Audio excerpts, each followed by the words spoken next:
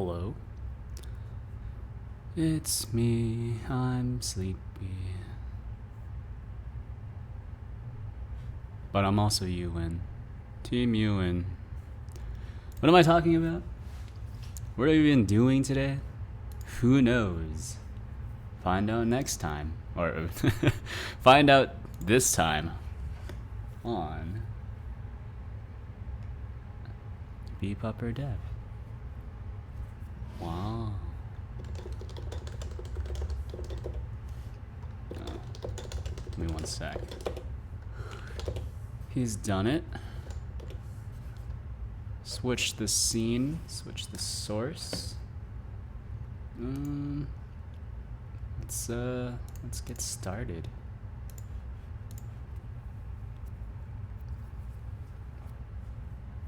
Turn on something to listen to on this side. Very important.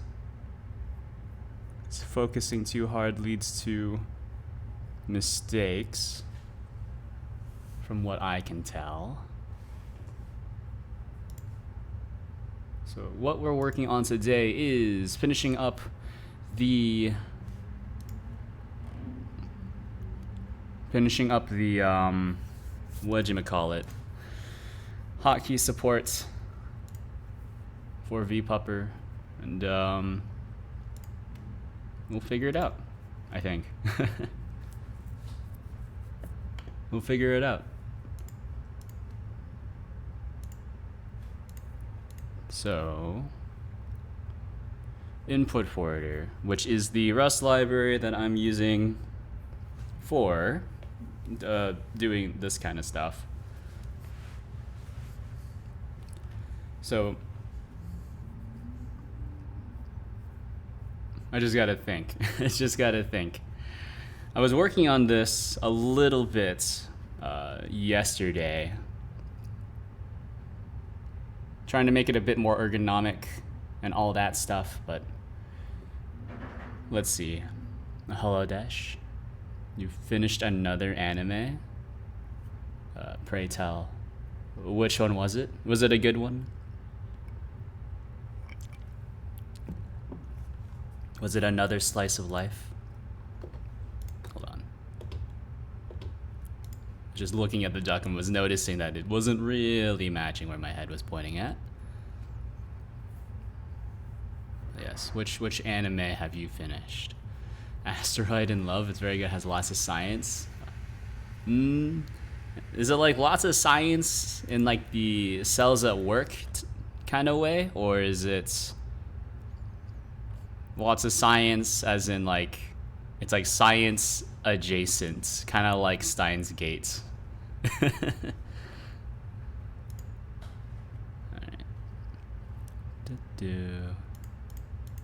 WebSocket, blah blah. Alright, this part, the receiver. Okay, so just start changing things, and we'll deal with the errors as they come up. It's actually somewhat interesting because this doesn't give me code completion anymore. Huh. Probably because it's a little confused now that these aren't the primary bin files. So there is not like a canonical main.rs anymore. So it's not giving me, it's not telling me that this is clearly wrong.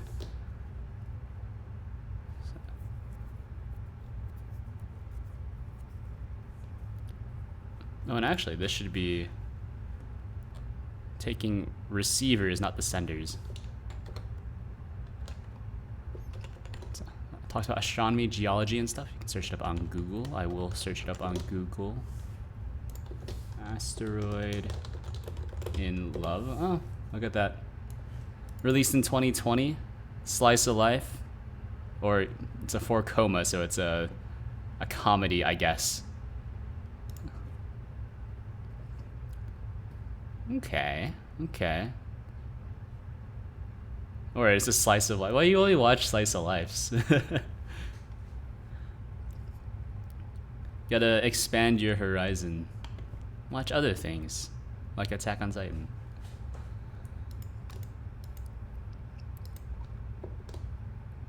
let's see. So this is okay, receiver.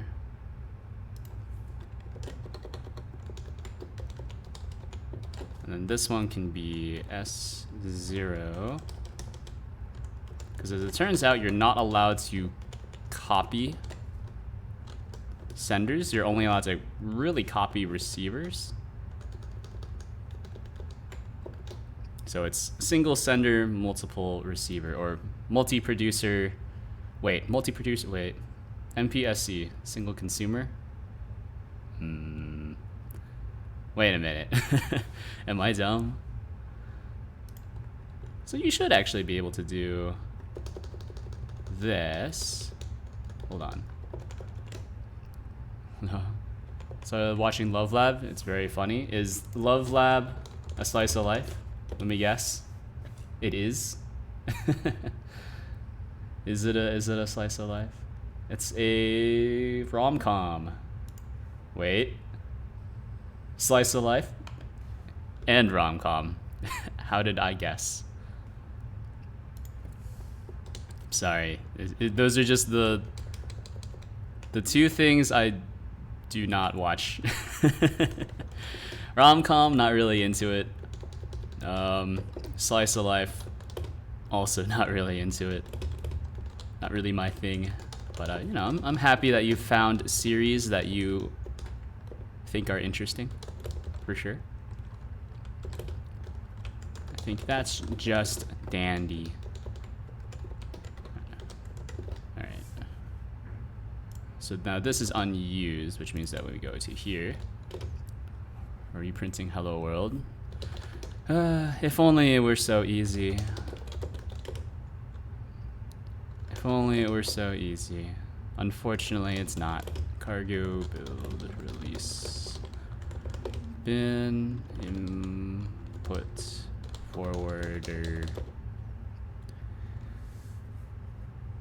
Unused manifest key. Hey. Dependencies input bot commit. Really? So cargo toml.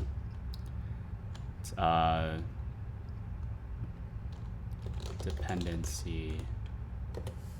Sure. Specifying dependencies or dependencies. Oh, I actually have multiple things open. We'll keep GDMP open because I am working on something related to that. Dependencies. Useless. So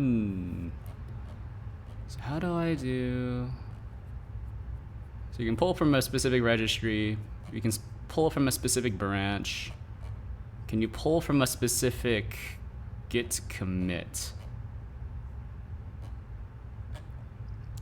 Version features. Hey, package optional, no. Eh? Cargo reference. Specifying dependencies, overriding dependencies, cargo reference. Eh? Yeah. Is this not it? Dependency git commit. How to specify a specific or certain commit in dependencies in cargo.toml. That's hinted at. Oh, it's revision, not commits. I knew that. Revision. There we go. Which are currently both the same thing, but you know. Do the dance. What, like this? Trying to match the emote.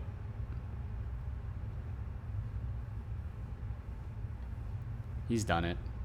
Basically just a bobblehead.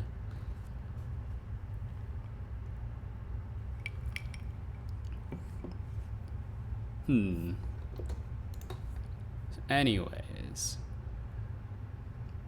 Traits. Bound crossbeam sender copy is not satisfied in this thing because within that closure, it's used within this closure required by a bound and mouse button binds all. Hey. But I am allowed to do this. So if I were to take this bit out, it does compile. Maybe not. R0? Eh?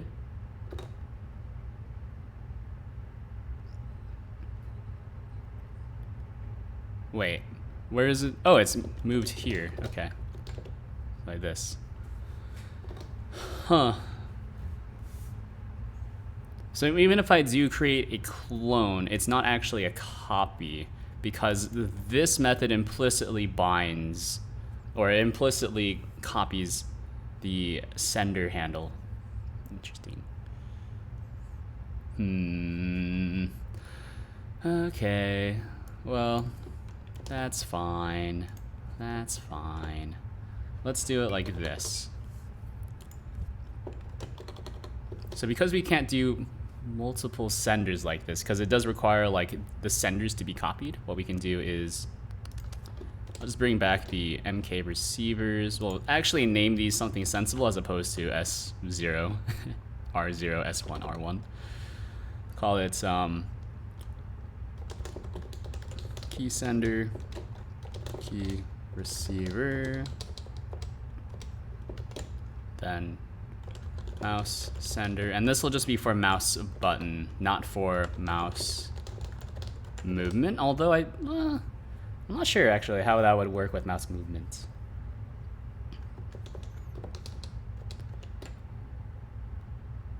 Why did I call it MK?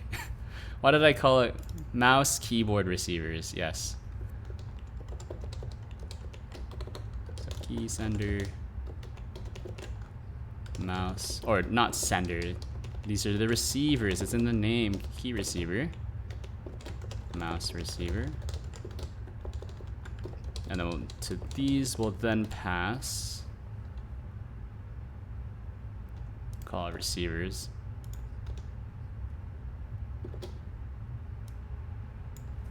Then MK receivers. And I guess these will just move the entire thing. MK receivers, socket, blah, blah. And then for every single one inside of it, this is what we can do. So it needs to be like, receivers, 0, okay.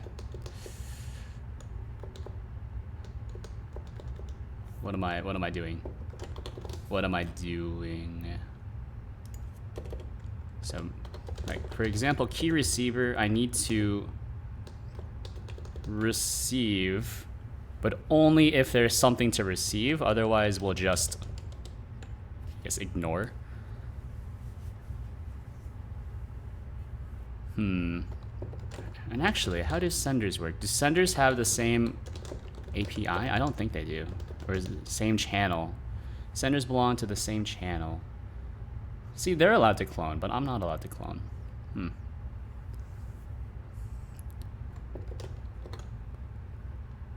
It's very strange. It's very strange. Key receiver. What am I looking for?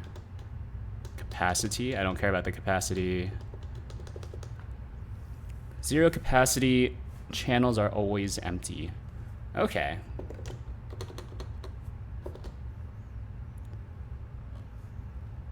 So we can do this.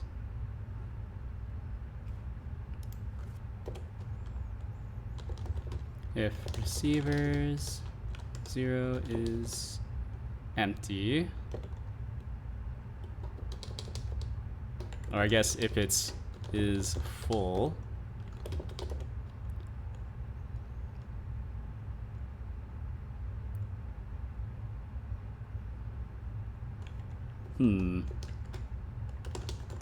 match receivers 0, and it's just really just copy and paste. So it would look a lot nicer if I wrote a macro to handle this. I'm not going to do that though. Receiver 0, just receive. Because it's guaranteed to be some sort of string, and then we'll use the socket. Write message, tungstenite, message, text.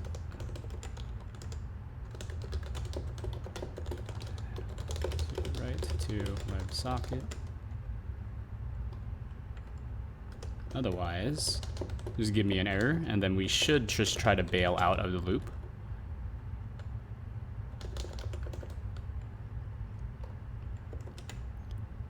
Seems to make sense to me. Match. Yeah, okay. And then I should be able to do this. I should just copy and paste, but what can you do, right?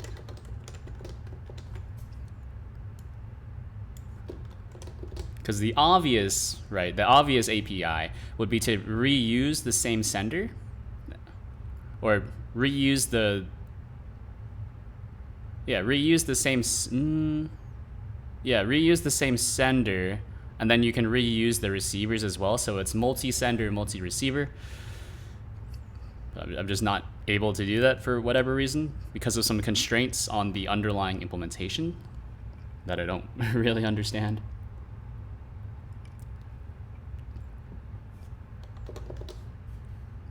Well, like a lot of things,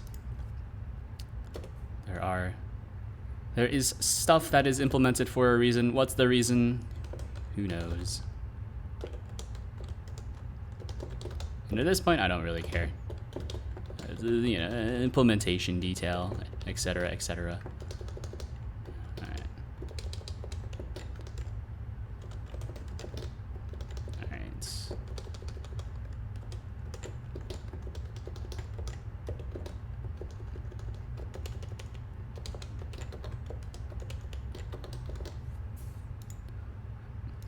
Okay. I think this is probably fine. Nope. So cannot find. Oh, that's right. That's right. What is this? Sender 46. Oh, that's right. And then this one should just be MK mouse keyboard receivers. MK.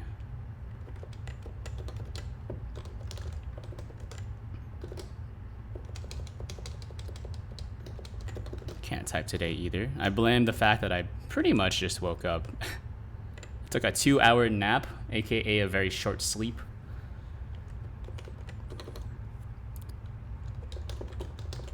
Now my internal clock is all kinds of messed up. Alright. Mouse sender. So yeah, there's almost certainly a better way of handling this. Oh no. Eh? Where? Mouse button. Or is it just for mouse button that I'm not allowed to do this? Oh my god. Okay, so I did all of this for no reason then. It's because for the mouse button stuff, there's I guess there's just a separate constraint? Why?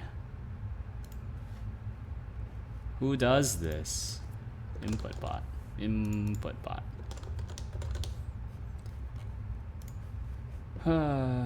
Okay.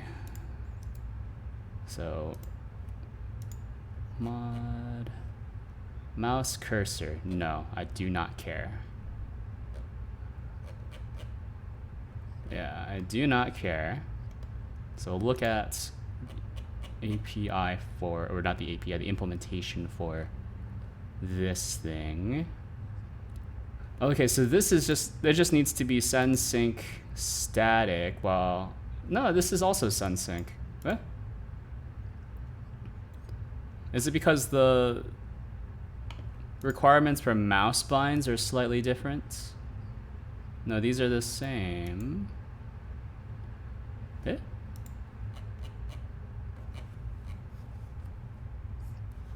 What's the error? Bring me back. So it's only for a mouse button. So if I were to just keep it like this, right? So comment out keyboard key. Yeah, so mouse button. Did I do something different? Binds all. Mouse button binds all. Oh. This has copy in it. Whereas this just has clone. What the heck? Why? Is there a difference? I think I actually do need to modify the library. So we can add a thingamajig on top of this. So input bot. Give me input bot. Input bot. No input bot. Okay. Let's pull this and I'll just push it to my own branch. I think I figured it out. So now we don't need to use my super jank struct just to hold 2 receivers. I think we can use the same senders and receivers. Let's see if I can submit a patch, because I don't really understand why these are different. Look at that. Actually contributing back to upstream. How nice. Alright. So what was it? It was in public. Alright, and this is a Rust thingamajig. Enable workspace. Yeah, so see, this keyboard key bind all just takes clone, whereas this one takes copy. I think that's just an oversight, probably. Nope. Eh? Why is this different? Consider borrowing callback. Why are these different? Why are these different? Shouldn't these be the same thing? So these are both enums, right? Yeah. Send, sync, clone, static. Yeah. For key in for button. Oh, look at that. They're slightly different. Ever so slightly different. So now that's valid.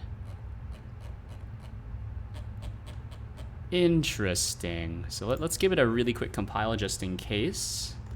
Cargo build release. Oops. Input bot. Input bot. Give it a cargo build release. It's probably fine. I wonder if they made the change because it's different on Linux. Well, of course, like looking at this kind of stuff, like what the heck is this? What the heck? Interesting. It's just a beautiful piece of code. Okay, scan codes. Yeah, there's nothing I need to do there, but it builds. I don't know. Let's do git checkout branch. I guess fix mouse.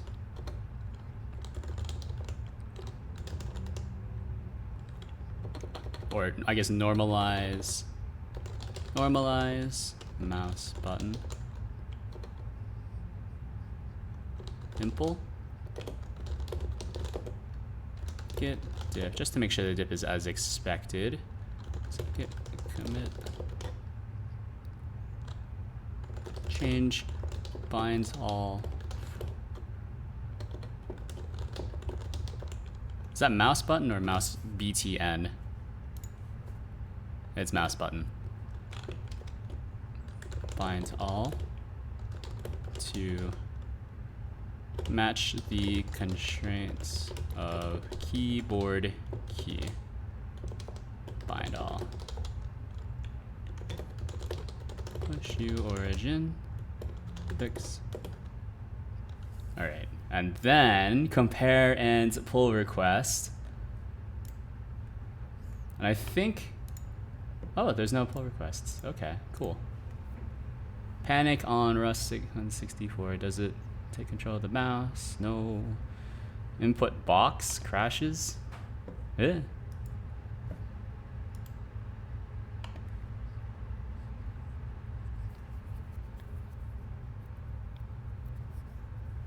Interesting. Let me see if this works first. Let me see if it works first before submitting a PR upstream. So this was for input forwarder. Input forwarder. And then I guess while this is happening, we'll do what? What was my thing? Yeah, never ever want to take the most recent commit, or you never want to just base it off of the latest commits off a branch. That's absolute madness. I think revision makes a lot more sense. So then sender here means that I can do, well, I mean, I should just be able to bind, right? So I can bind all of these, and this will just build no problems at all, right? So input, forwarder,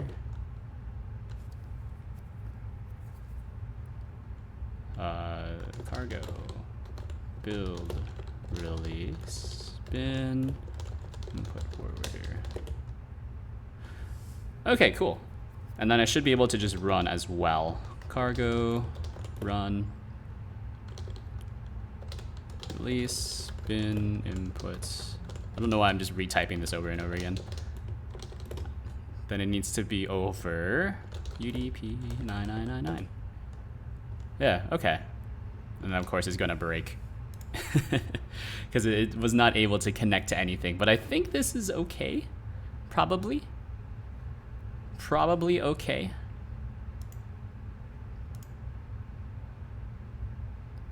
Yeah. And so if I take this bit out, I should be able to just print line, probably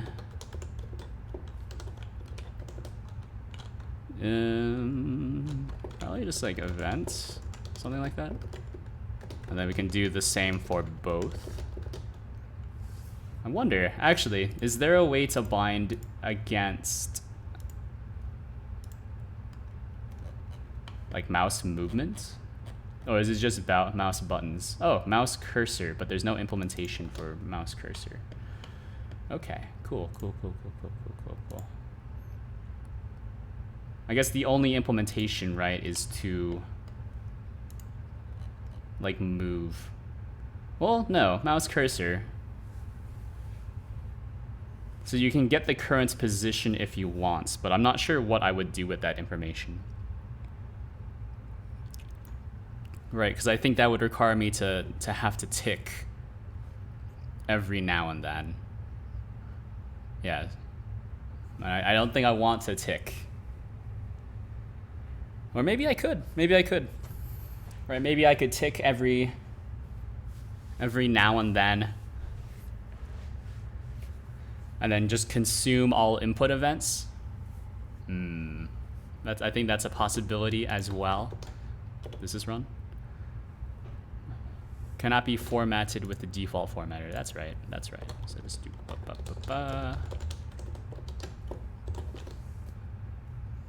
just to make sure that we don't accidentally consume it. I never remember if this like consumes the value or not. So like click left, right button, middle button, the scroll. No scroll. You don't get scroll wheel here. You just get left button, right button. What other buttons do I have on my mouse? Okay, and I don't get like the weirdo buttons. Because my mouse actually has left click, right click, and then even right or click under my ring finger. That I also never use. But look at that. F key. How cool. So I can kill that. Bring this back. We don't need the mouse receiver. I think we just need like single receiver, actually. So let's sender receiver equals bounded turbofish. God, I love the name turbofish. That's just fantastic.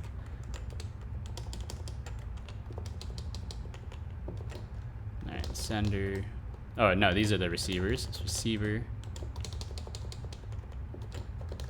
Receiver. Oh.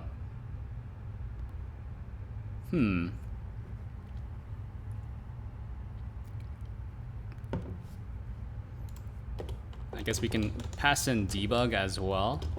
So just echoes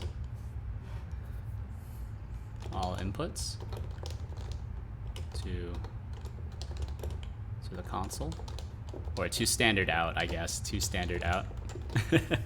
Which I suppose that's where print line prints to, probably. Debug. Let me think about it first.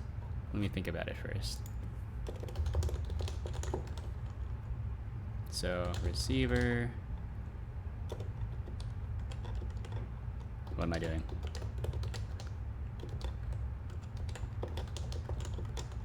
Go address, and we are moving the value.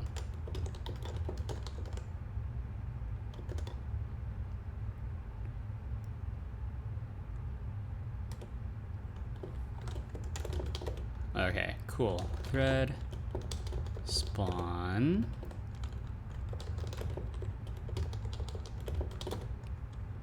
Okay, so match r receive, and then it's more or less the same thing over and over, right? So just hit it with a print line, something like that. That's probably okay. And then error, of course, is an error.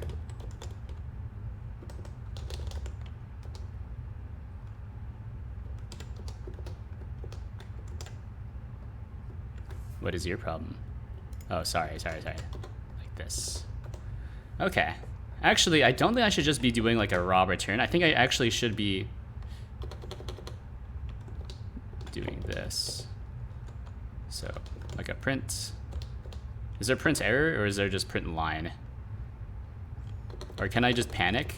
Am I allowed to panic? Possibly at the disco.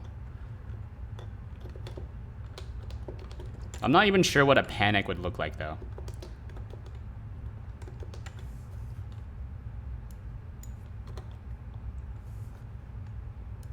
All right.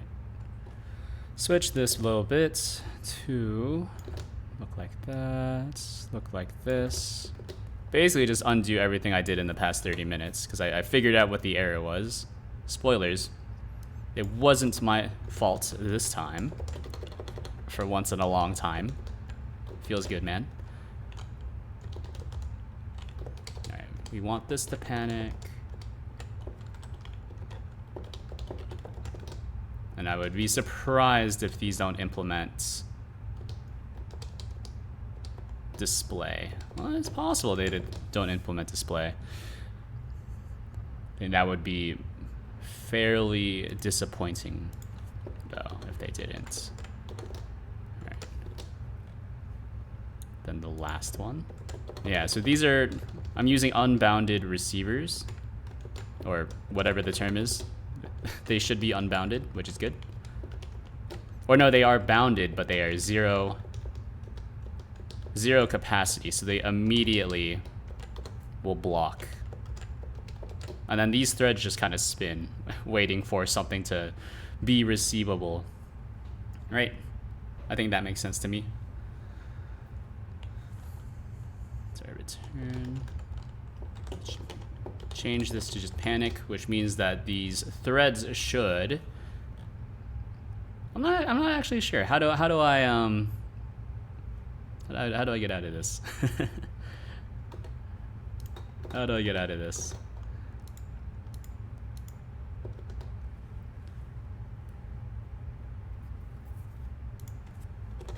So debug receiver.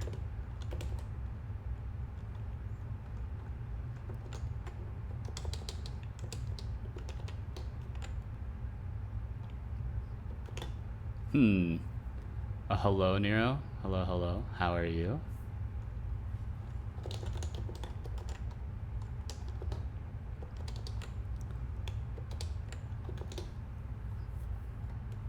Oh, that reminds me, you did submit a PR update. I do need to take a look at that.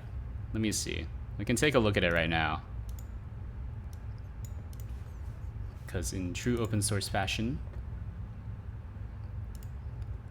now that you're here, I saw your name. I was like, oh wait, didn't you submit something? Oh yeah. So this comes to here, which means I need to clone your branch.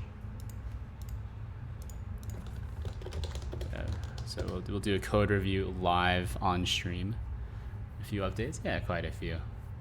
12 commits ahead.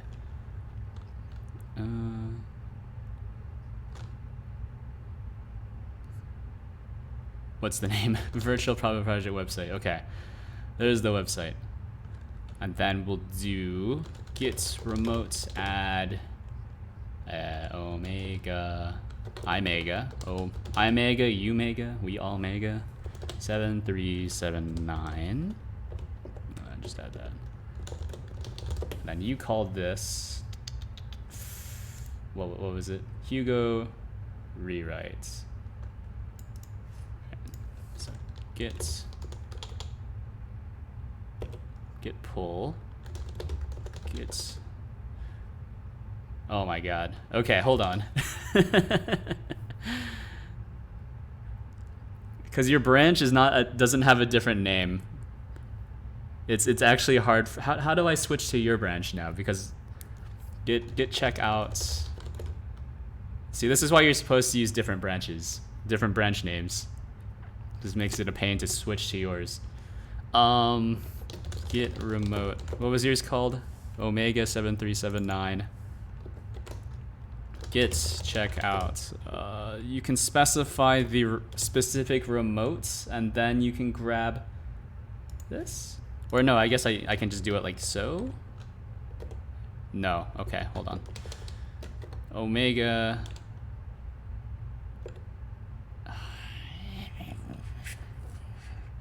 Because like, I'm not on my branch. Yeah. Origin refactor. Actually, if I do a git, I did do a git pull, right? Git pull. But I don't want to pull specifically from yours because that will overwrite whatever I have. Oh my god. Okay, hold on. Git remote, get removed. Git remote, delete omega 7379. 737. Alright, we can just. Oh, that's not what I call? It's called. It's git remotes remove, not delete, remove. Alright. Then what was yours called? We'll just grab this one and clone it into a separate folder. cdastf git checkout refactor Hugo rewrite.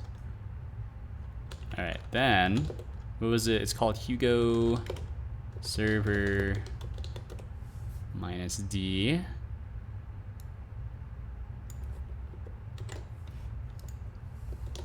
Yeah, so I think I could have pulled specifically from your stuff. Oh, I messed up. Hold on. So git submodules init recursive. What is it called? Git update recursive. Yes, he's done it. Then we need to do this. Oh, did I do it wrong? This happens every now and then because of the fact that the themes aren't loaded in. What was it called? Update recursive? Git submodules update recursive. It's something like this. Update init. Oh, update init recursive. God, I hate Git. Their commands are so. Just figure out what I want to do. Do as I want, not as I say. All right. Oh, so. Open source virtual streamer software. Blah blah. We can go to about. I think you fixed the download button as well. Yeah, it brings you to downloads. Yeah, Linux, Windows. It's all versions. Yeah, this makes sense to me. There's instructions in your README. Okay. Did you? Oh yeah, they're right here. Well, I think your instructions don't actually include the update recursive either, which is the important bits. But to be fair, I don't have any instructions, so some instructions are better than none. There's about blah blah. A project after short to vpuppr, accessible open source tool for VTubers having some issue here. The style wise, I would want to put that like lower. But I suppose like this is also like low down. So there's a, yeah, you know what, that's fair. This is pretty much at the bottom of the about page. And then contributors, vpuppr website. From a slightly older version by its ran for VTuber software. There's this and this. Cool. Straight copy and paste from your thing in the Discord. Nice.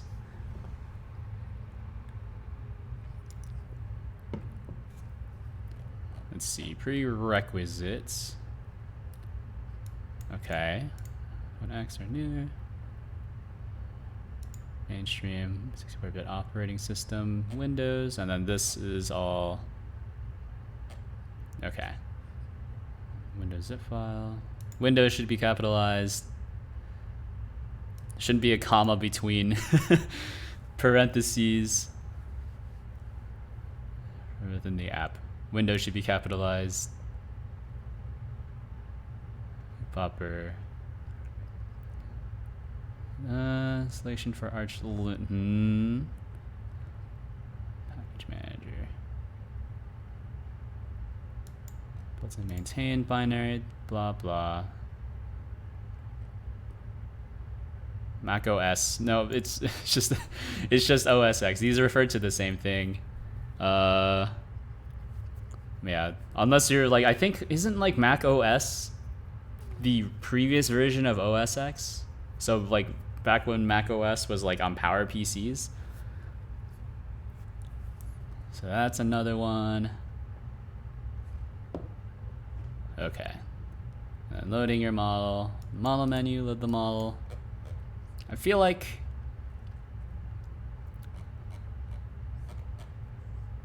at this point, OpenCFace GD stuff shouldn't be included.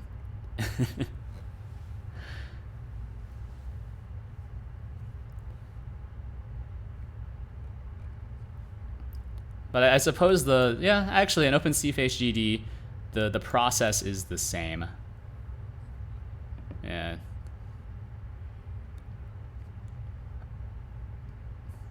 Should have a period after it.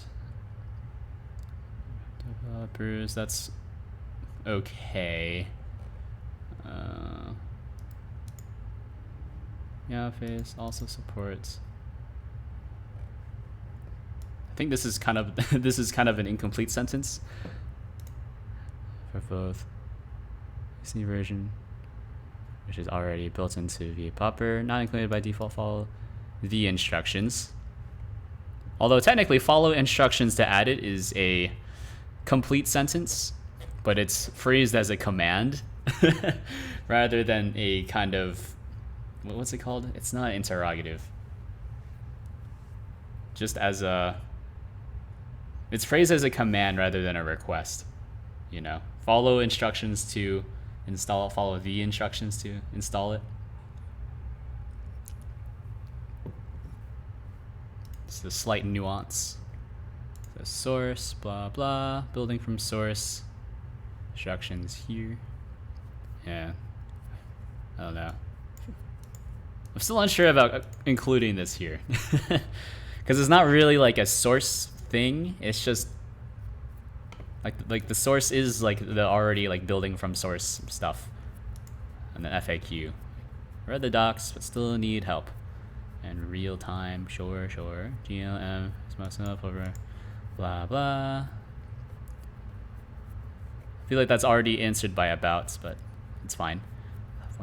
Platforms with an S. Submitting issues, click here to submit issues, blah blah, and any other should be related information, not information related. Yeah, you know what? Well, let's go ahead and merge it, why not? And then I will add on top of this.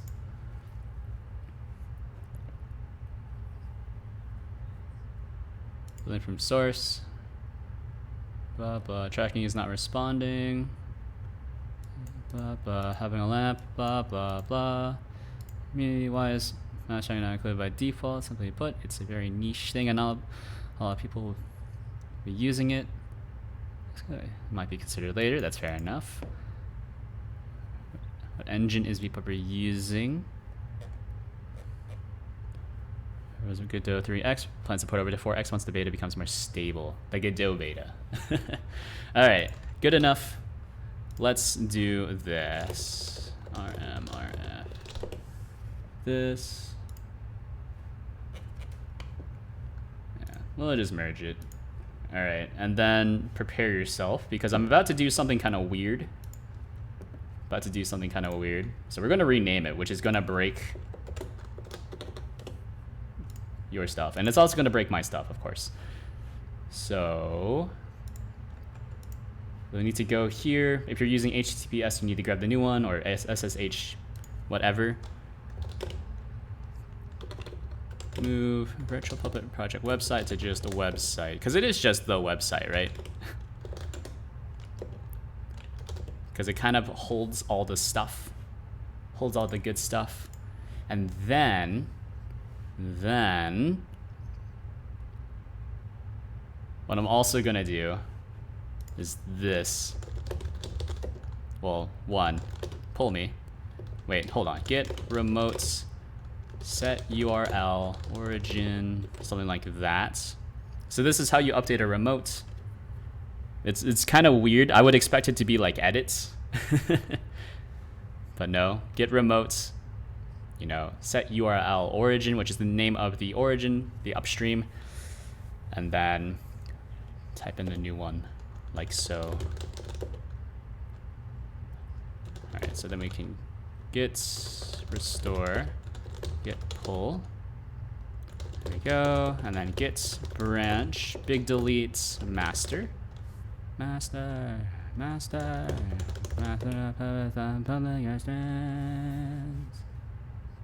Alright. And did I set this so that I'm allowed to force push? Or is everyone just allowed to force push? No, I'm not allowed to force push. I'm allowed to force push. Not everyone's allowed to force push, I'm sorry.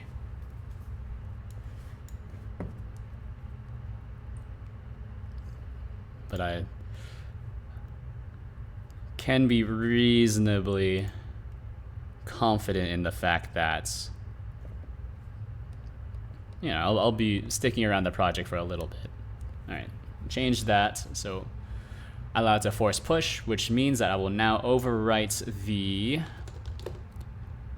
master branch. So git branch rename, or git branch modify, and we'll call this master git push force, git push force origin,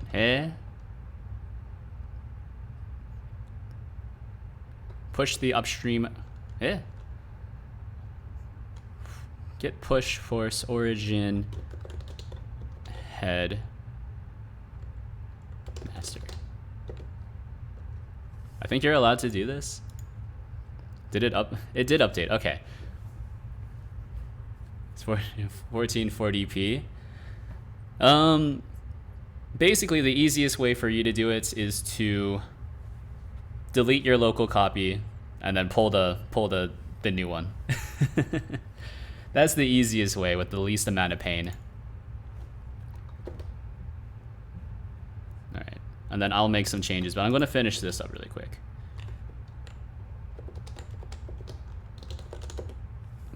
Okay, this is not quite working because this needs a string, toString. Or does this give me a string? This is not giving, I don't know. Add a reference here, that's right. Panic. Oh, it's not lowercase panic, it's like an excited panic, that's right.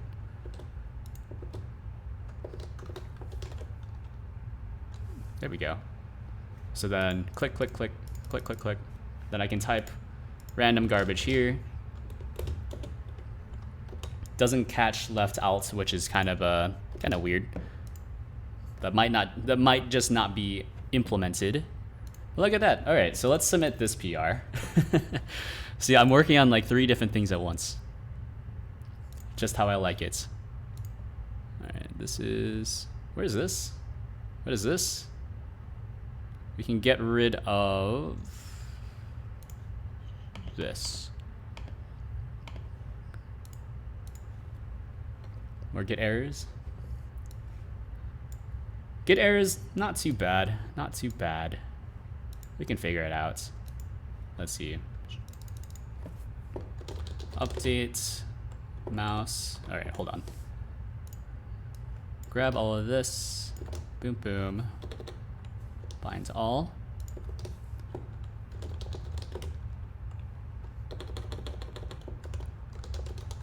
Normalize mouse button. Mouse button. Bind all.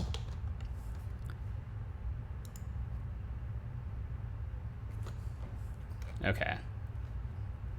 There we go. Create the PR. Oh, baby.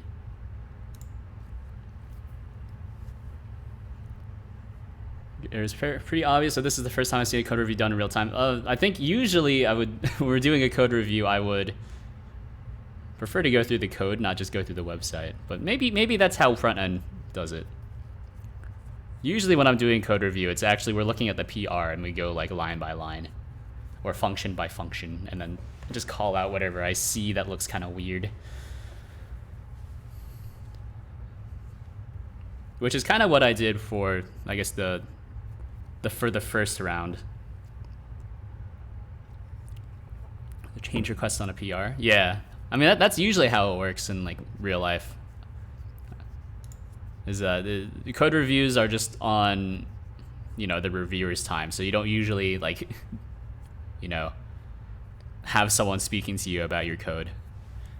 Because it does take a lot of time, honestly, to figure out what the heck some code is doing, right? So you don't want to do it in real time. You need to give the reviewers some time to run it themselves, look at it, puzzle it out. You know, does this make sense or not? I think if we're talking about doing a grammar check in real time, maybe. Maybe. Because like grammar is also kind of like a style choice as well, right?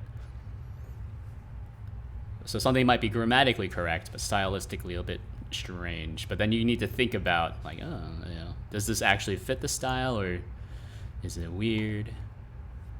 Something like that. All right. So let's do this. I think input forwarder, I think this is fine.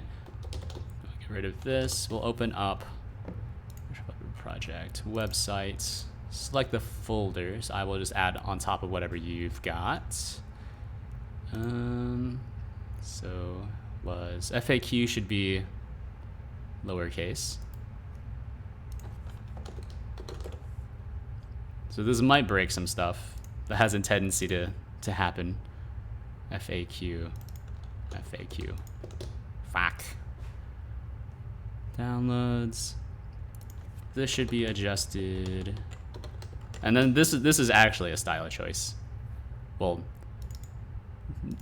doing the weights like this is a style choice. Doing the file naming is more of a like a code style choice, which is different.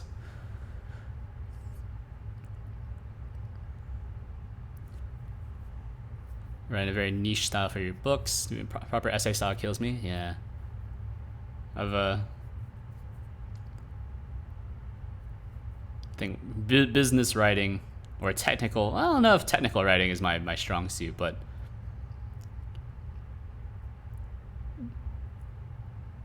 like a strict journalist style maybe is pretty close to what my style is.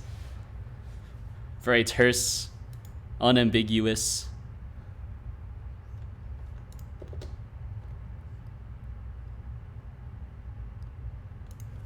All right. I think this might have been me, and I was.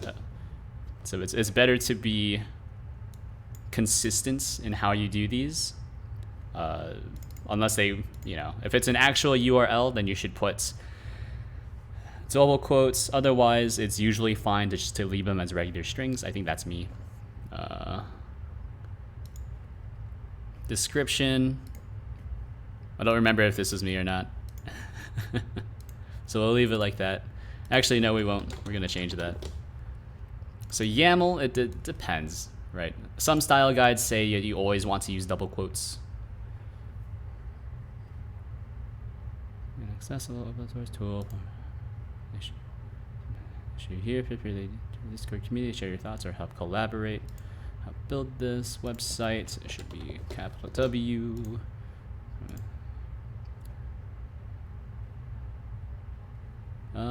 Enjoy a quick demo. I feel like enjoy is kind of weird. Here's a quick demo from a Sligo version. Then we'll go through downloads. Touch the YAML with the exception of the FAQ. Yeah, so that's me.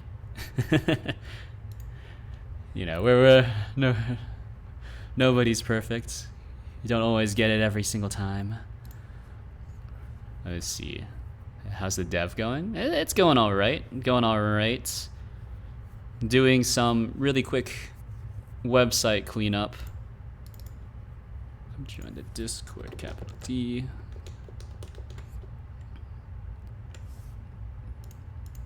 Like this, not Syscord. I feel like Syscord is an entirely different thing. Let the community help you in real time.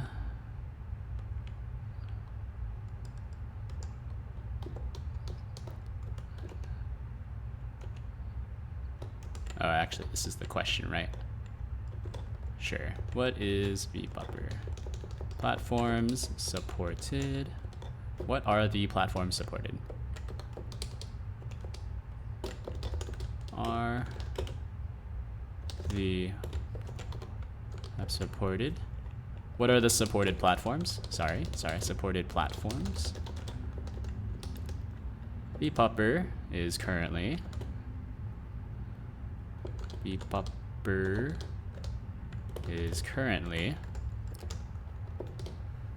English at 3 hands. Changes, here we go. Yeah. Windows and common Linux distributions. OXS is not currently supported. However, extra comma. Feel free to fork the GitHub repo. Or it's not really forking it. You're more like, feel free to build, or feel free to package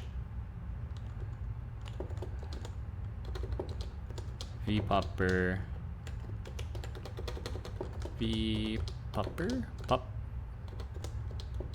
Did I spell vpuppr wrong? I did.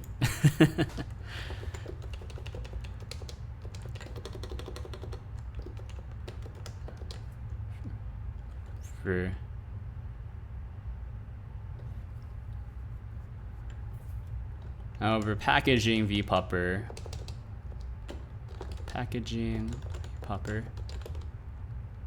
should be doable by following these instructions. So Godot exports macOS. Might just be OS X. Yeah, it's called macOS in the Godot docs, but actually in the technical documentation it's referred to as OS X, which is why I usually refer to it as OS X. But macOS should be doable following the official instructions.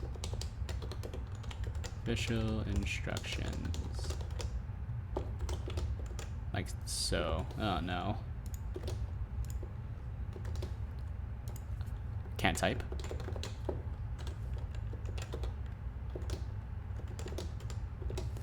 Submitting issues. Issues should be submitted on GitHub issues should be submitted on GitHub. Should include, you know, their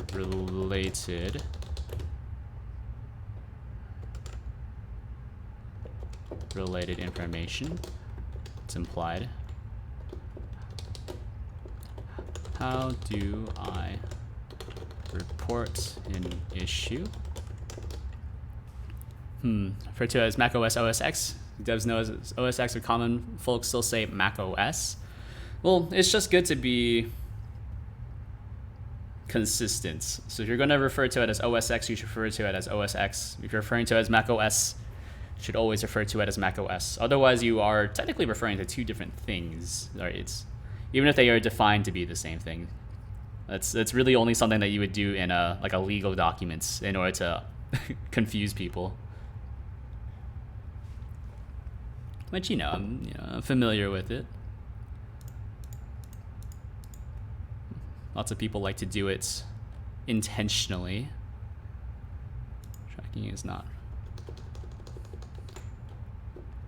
All right. How do I build from source?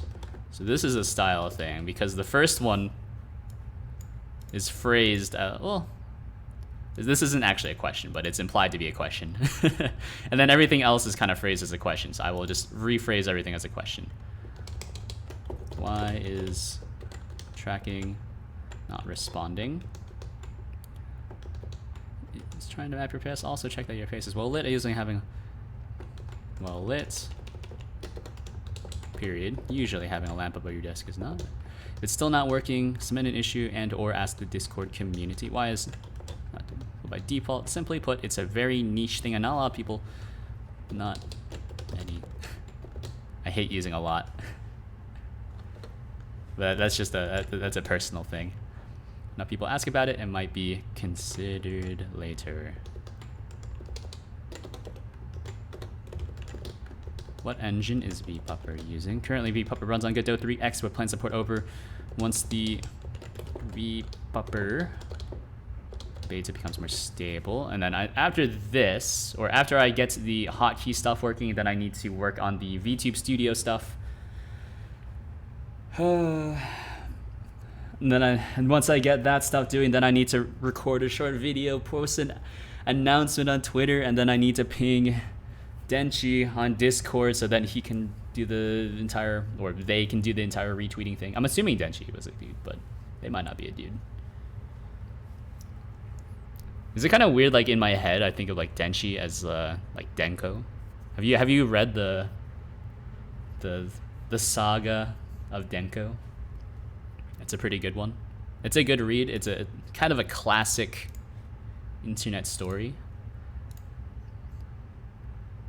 Prerequisites. Alright. I'm gonna be honest, I'm gonna be taking out OpenCV HDD.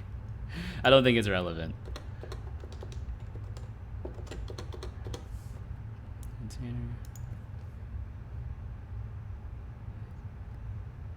But we can take.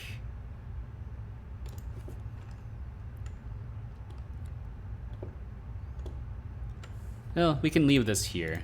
But the Flatpak should just refer to the. That's kind of tough. That's kind of tough. You know, we'll leave this stuff here, I guess. OpenC paste. GD. So it's just consistent, but it kind of bothers me. There must be a better way of doing that. OS X. No. X builds are provided. And it's kind of an implied hard stop. Click here for instructions. Wasn't there one place that was missing a period?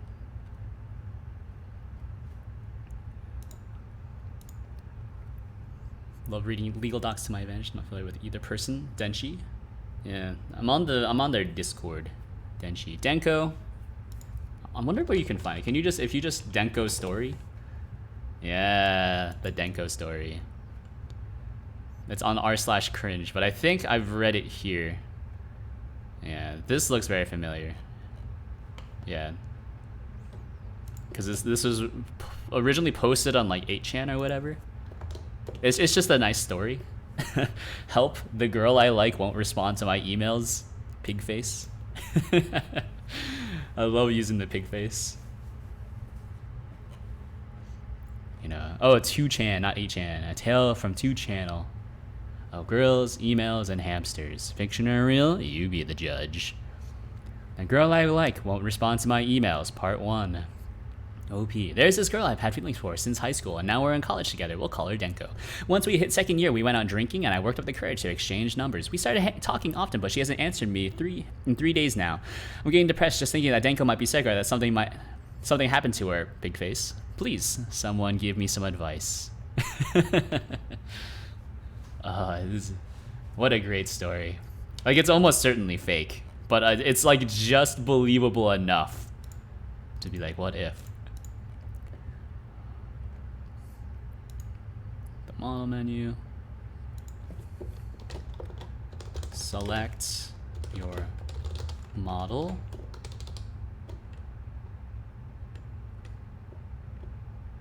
Select your model, not your model. Open. It's not necessarily a VRM model. Alright, you don't need to space these out because these are automatically kind of coalesced into a list.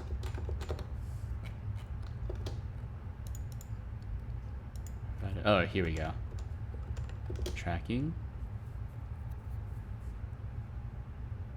I guess available trackers. Laptop, PC, source code, or it's not source code. It's like implementation. Tracker provided, or tracker. Tracker. The tracker is developed by Emiliana VT. From the Chan sites in a hot minute. Tracking subsystem? Possibly. I've been referring to them as trackers. But tracking subsystem, if you want, maybe if you want to give it like a matrix feel. Subsystem. I know what you mean. But nah. Apple Incorporated. Apple devices. Apple Incorporated devices. Optimal. Let's say tracking data. I feel like optimal has some implications to it. Use this if your model has perfect sync.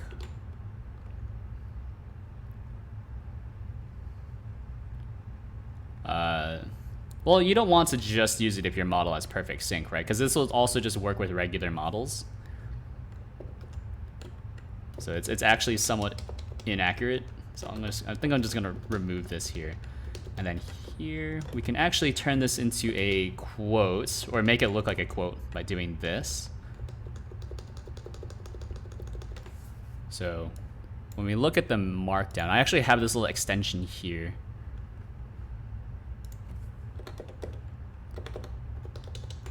A little extension here that makes it look kind of nice. Or I guess we'll just keep it here, like that. Give it a space. Yeah, something like that. Put it here. We can leave the quotes in. But to be honest, I'm not a huge fan of leaving quotes anywhere because, as mentioned in the previous code review, they do tend to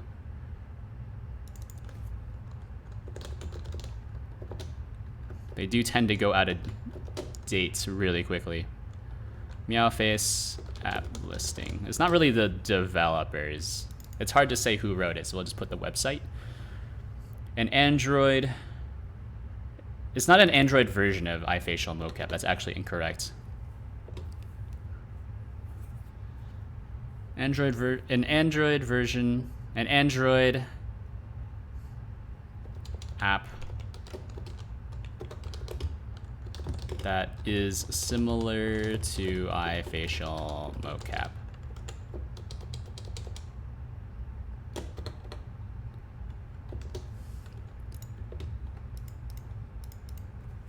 Sends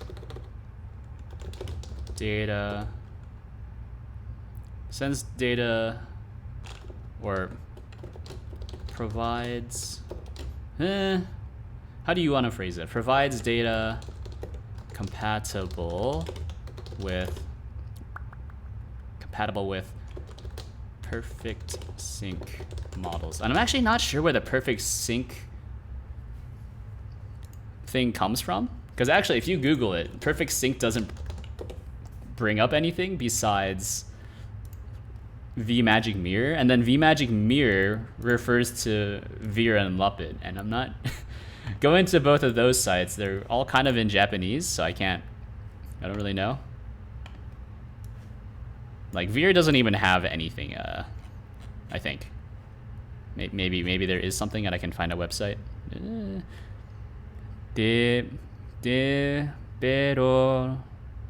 What? Yeah, see, there's nothing there. And then Luppet, not really seeing anything. Yeah, not really seeing anything that jumps out at me. There's features. Absolutely fantastic. VRM something. Yes.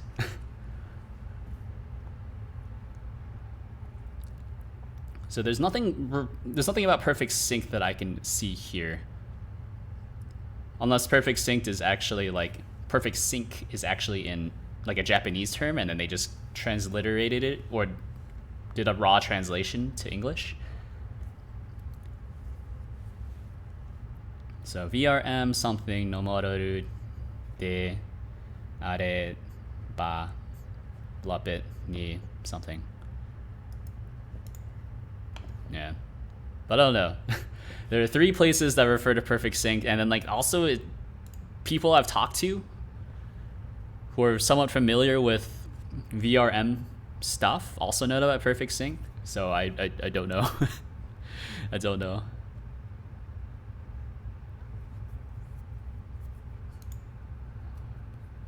On both iOS and Android for face tracking. PC version does not use OpenSea Face.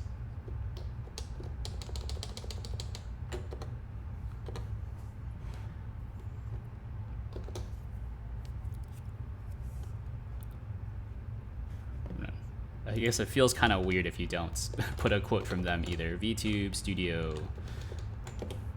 Do you have a website? Do you have a tagline? Yes. Look at that. So just so it's consistent. Oop.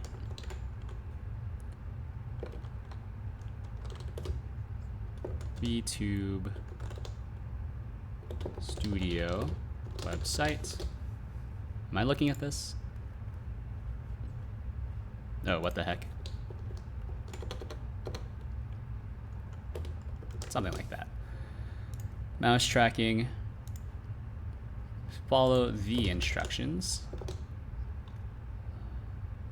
Or follow these instructions to add it. Yeah. I think perfect sync is just iOS blend shapes. Yeah. They are just iOS blend shapes, but they're not. That's not what they're referred to on iOS, right? I guess I'm just confused as to where it's. Like, where did the term originally come from? Because I think iOS blend shapes are actually just called like AR core blend shapes, right? All right, search for something. Source. I'm gonna actually take this out. I don't like that. Building from source will just be in the source. Like, any technical documentation should not be on the website. I guess it's impossible to avoid technical documentation when you're talking about Linux, generally. It's difficult to.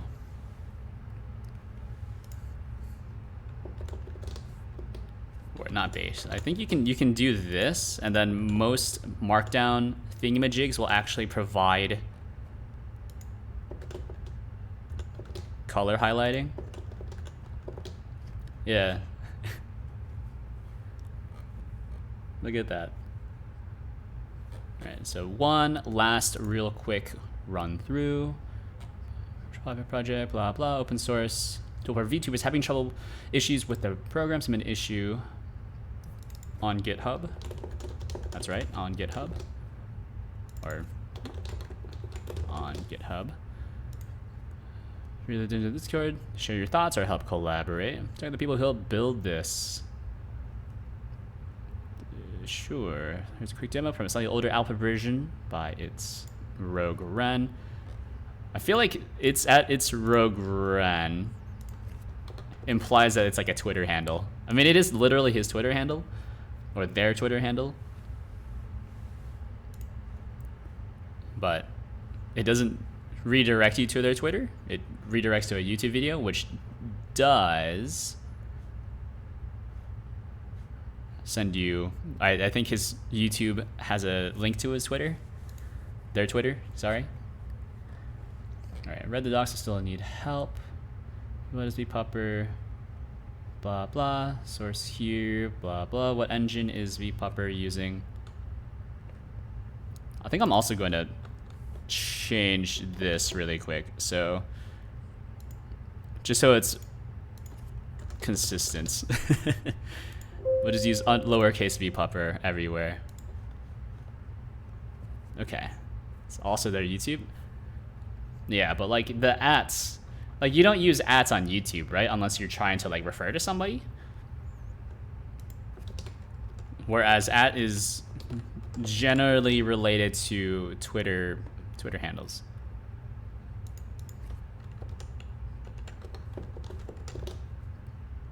Rendering VTuber. Tracking and rendering VTuber models. Yeah, 3D VTuber models. vpuppr is currently supported on Windows and common Linux distributions. OS X is not currently supported. However, packaging vpuppr should be doable if following the official Godot instructions. Report an issue. Issues to be submitted on GitHub. Why is it on GitHub? Be sure to include your operating system, at version logs, and any other related information. How do I build from source? vpuppr runs off off of a built custom build of the Godot engine. Get a precompiled build of the engine here. There we go. Just gotta read it out loud. Here, blah blah. You can find. Wait. No, I'm gonna take this out because that doesn't refer to anything. Is tracking not responding? Please know it might take a second for the tracking to activate. For the tracking or for tracking? That's a hard one actually. One of the many fun things of the English language. Is it just tracking or the tracking? This is not a Twitter user. Oh, hello Ash. How are you? We're looking at VTube Studio, and we're also reviewing doing some proofreading on the new version of the app. So, or not the app, the website, really quick. For tracking to activate, it is trying to map your face or track your face. Let's check that your face is well lit. Usually having a lamp above your desk is enough. If it's not working, submit an issue and or ask the Discord community. Why is mouse tracking now included by default? Simply put, it's a very niche thing and not many people will be using it. Well, and not useful to many. Not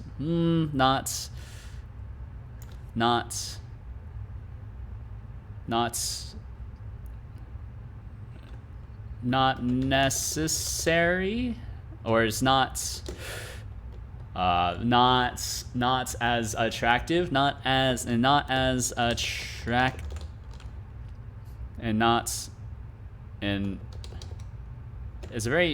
it's very niche. It's a very niche use case and is potentially a security. Nah, you want to say that. You don't want to say it's a security risk, even though it is a security risk. I'm busy preparing for a festival. Has the blend shaped UI thing been resolved? It is getting there. It's kind of resolved. The UI, kind of there. I just need to add a few more UI options, and then it is resolved. The thing I'm working on before that is getting some like hotkey supports. Otherwise, like the blend shape UI isn't super useful by itself, right? So hotkey support first, then we'll go back to the blend shape, and then I'll push out a new version. So we're so close. I just need to fix a few things. Use case. And is less preferable to real face tracking.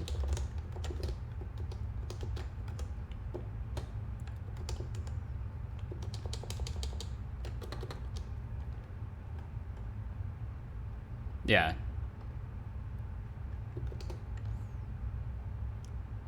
Something like that. I think just keeping it short and sweet, that's fine. Because I think if enough people ask about it, it's just asking to have like trolls be like, oh, I'm asking, and then, you know, let people ask if they want it. If people actually want it, then they'll ask, right? Godot 3. Once the Godot beta, actually, it's not the vpuppr beta. Once the Godot 4 beta becomes more stable. There we go. Makes sense. And then we'll go here, not here, here. Suggests it's a risk, but hints that something's going to be off about. Yeah, of course, exactly.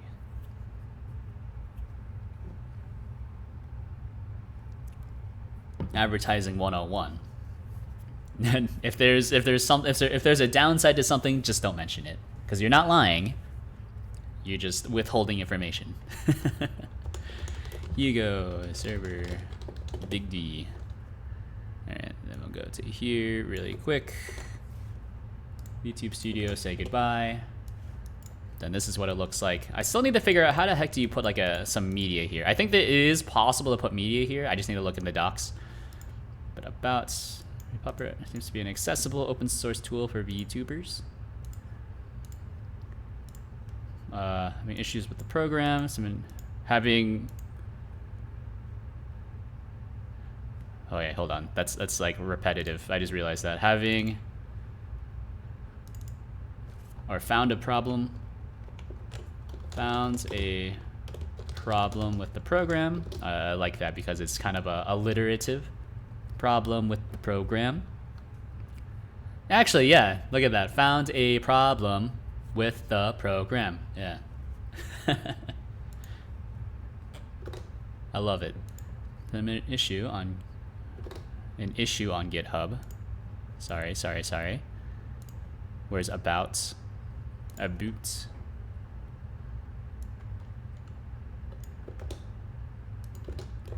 So I might have changed that. Not changing it back or just seeing it. Issue on GitHub. Feel free to Discord community to share your thoughts or help collaborate. vpuppr. There's the website. So now that's inconsistent, but whatever. All right, website lowercase w. Quick demo from the old alpha version. Blah blah. Prerequisites.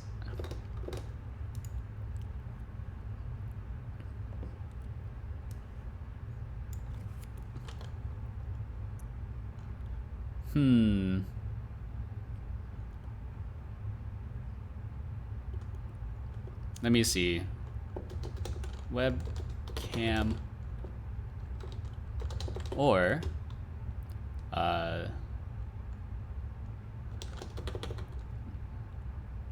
a mainstream smartphone.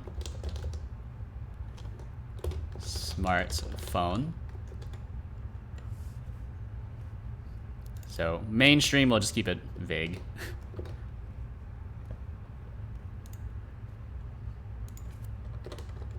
Papermod isn't designed for media.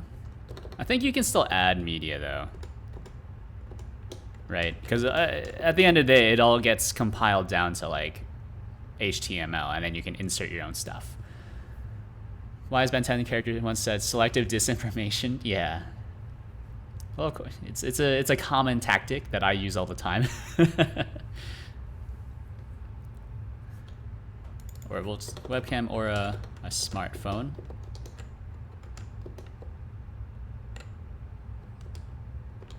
Or smartphone. Yeah. Yeah. When you're talking about, like, when you're giving like a software demo, if there's problems, you just kind of don't mention them. Or if you like encounter a problem in your demo, just start talking about something else and then try to click out of it as quickly as possible. I've gotten pretty okay at that.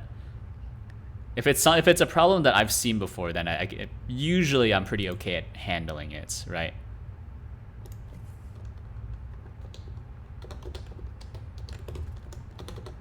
Download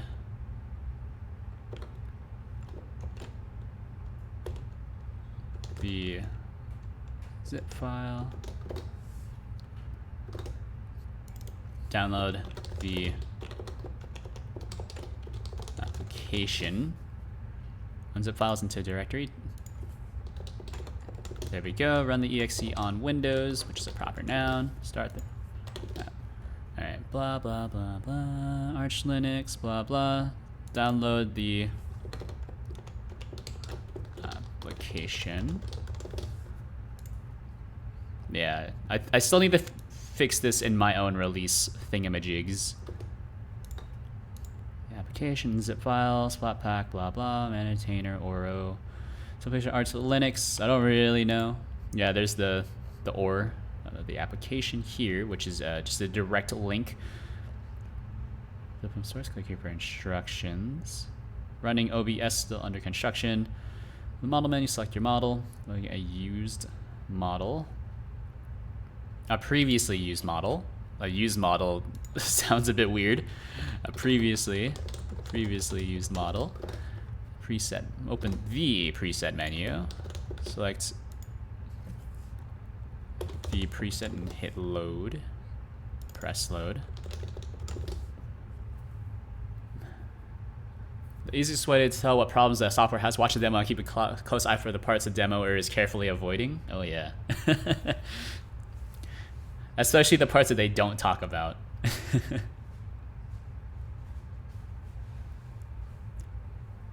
Because that's actually a strategy that lots of people are taught, actually, is to, like, if you're giving a demo, like a bad demo is when someone just says, now I'm going to click on this button. Then they'll shut up and then click on the button, right? Or now I'm going to run the program, and then they'll shut up and run the program, right? But what they generally train, people like me to do, right, is, when you're clicking on something or you're doing some sort of task, you'll be like, all right, I'm going to click on the button and it's going to do this, this, and this while I'm, continuing to click through stuff, right? Or like start talking about other parts of the program that are related, right? Good demoers will do that. Bad demoers will just not say anything. Or if you know that someone's a good demoer, but they're not talking, then you should be very concerned. Because that generally means that something has gone very wrong. Or something is very wrong about the application. Download stable releases. Download releases or direct download links. Yeah. Direct download. Direct downloads. It's not actually a direct download, but it's close. Actually, do these work? Oh, they do work. What do you know? Cancel. All right, source. Puppet project 404. That's good. Hold on. I can figure this out. So this is about URL FAQ. Oh, does FAQ actually need to be... Wait. No, FAQ. FAQ. If you will. Disable contents. Or the community can help you in real time. The community can help you in real time. vpuppr is an open source project that animates models using the GLB and VRM file formats. File formats. It's not a file extension. File extension actually doesn't matter. My robotics class, I hit a button where the error usually shows up, so it looks like it was done on purpose. Oh baby. It's an intentional error that we sometimes trigger for the sake of demo. That's my favorite one, is that like this is an intentional error. Just to demonstrate that we do have proper error handling inside the application. So if you trigger an error, this is what it's gonna look like. Haha. Anyways, we'll never mention this part again in the demo. GLB, where's the dot GLB and VRM file formats is most notable for tracking and rendering 3D VTuber models. Supported platform vpuppr is currently supported on Windows and most common Linux distributions. OS X is not currently supported. However, packaging vpuppr should be doable by following the official Godot instructions. Why is vpuppr linked here actually? It's already linked in multiple other places. How do I report an issue? Issues to be submitted on GitHub. Be sure to include your operating system, app version, logs, and any other related information. How do I build from source? vpuppr runs off a custom build of the Godot engine. Get a precompiled build of the engine here. Hold on. Wasn't there something about building from source somewhere? Quick start? That's right. No, hold on. Or did I remove that? And now I'm very confused about FAQ. Did I remove that? Wasn't this somewhere? No? Quick start. Did I accidentally delete that? I might have accidentally deleted that. That was unintentional. Yeah, I almost certainly deleted it. Okay.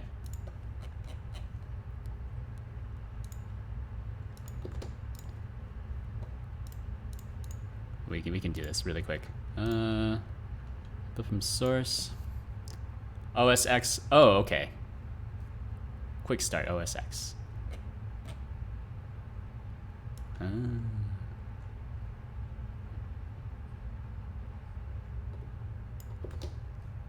So FAQ.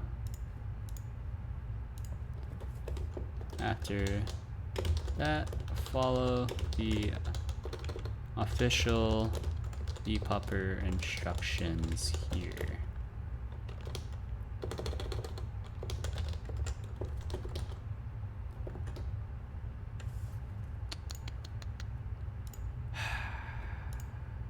Here.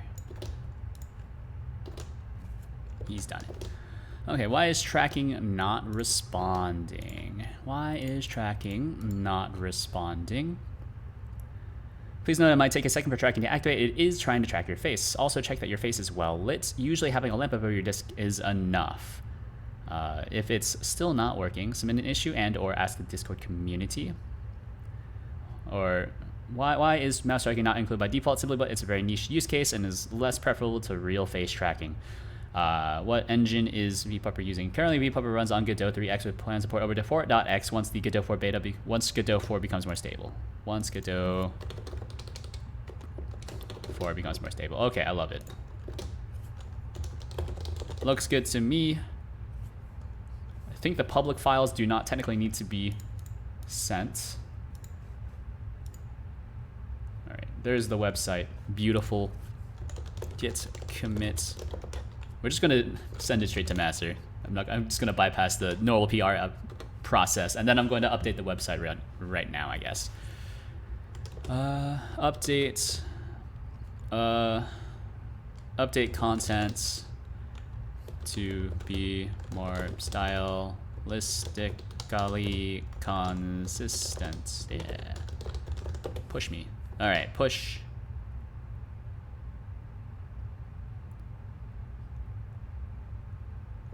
git push origin head master. All right, something is kind of wrong with my local copy, by the way. I'm kind of noticing. So we're just gonna close this. We will yeet the website and git clone. Yeah, there we go. All right, and then let's just really quickly, Hugo server drafts. Bring me back. Page not found. Oh, that's right. Because it's a new thing, it needs to be git submodules init or update init recursive. I always forget to do this. Probably should update the README for that, huh? And also need to make sure grammar's correct. That's the, honestly, in my opinion, one of the most important things to do as a programmer is to have good grammar. No offense, but like grammar is very close to like programming, right? Or grammar is pretty much programming.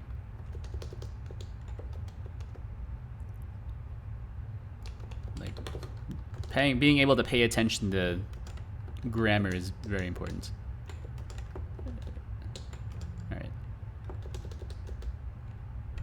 All right, clone the repo using, how do you clone submodules again? I looked it up once and then I closed it. Git clone with submodules. What is the command? Using git clone, using git clone recurse submodules, like that. Git commit update readme.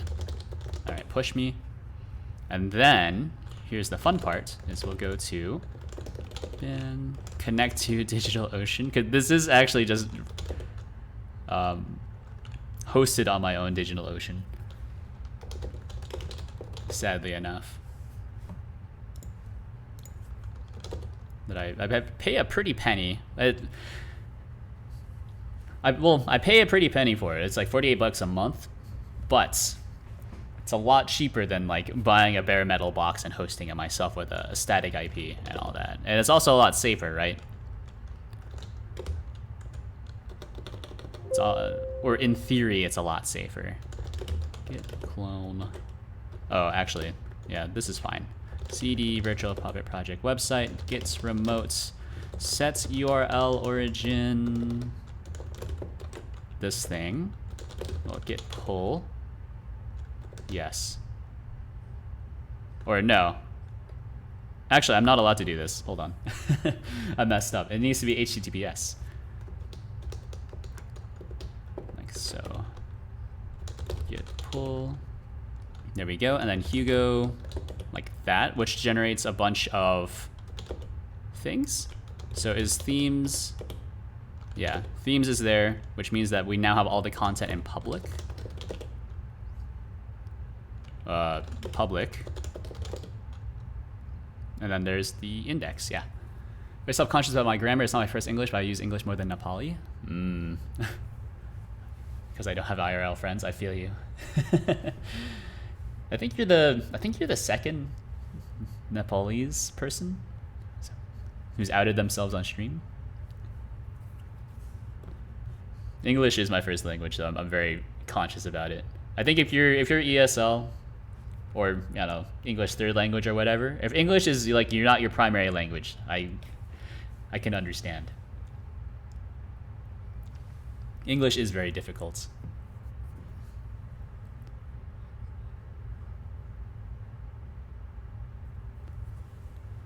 Yeah, there's someone else who's said that they're Nepalese or Nepali. Is it Nepalese or Nepali? Is Nepali the language and then you are Nepalese? Or do you speak Nepali and you're also Nepali? I guess somewhat like how Japanese people speak Japanese. Chinese people do not speak Chinese though. that's not how that works. Alright, so here, what we want to do is it's under var www, what is it called? vpuppr, and then there's static. Yes, okay, so we'll go into rm rf static. So the website's gonna go down really quickly. Don't check it. Copy recursive var www vpuppr static. Yes. Sorry. Oh no. Public. Okay, and then we can check this again. Okay, so now if you check it, it should be fine. He's done it. Oh no, Discord is lowercase. I just noticed this. Discord is lowercase. That's fine. I don't feel like changing it. Published obvious looks like my grammar set a fantasy light novel setting. Words are hard in general. Words are hard. Grammar is hard. Which is why I like programming, right? Because programming has a very constrained set of things.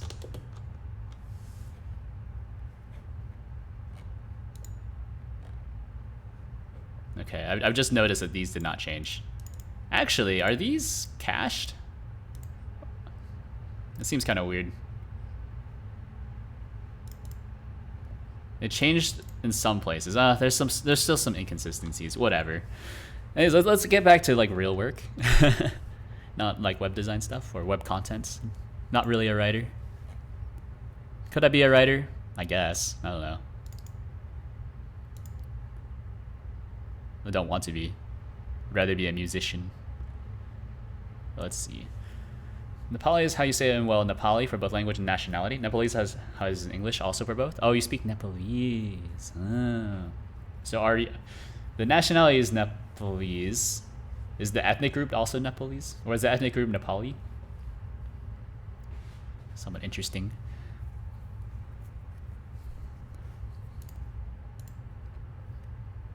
Yeah, actually, look at that. FAQ.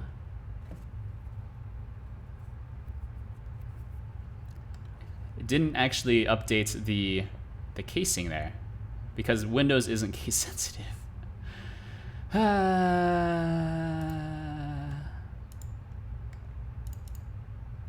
are you like this? Why are you like this?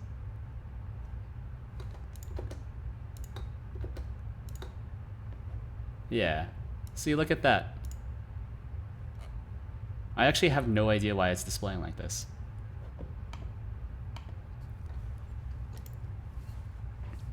Anyways, here's the thing I was working on beforehand, before I got distracted by the entire website thing. So this is the hotkey thingamajig. I need to check to see if this is a good way of handling stuff, because right now this is just a completely separate binary that communicates over either UDP or WebSockets, right? So it's not super duper complicated, and then of course it'll try to use UDP by default. So we can kill this.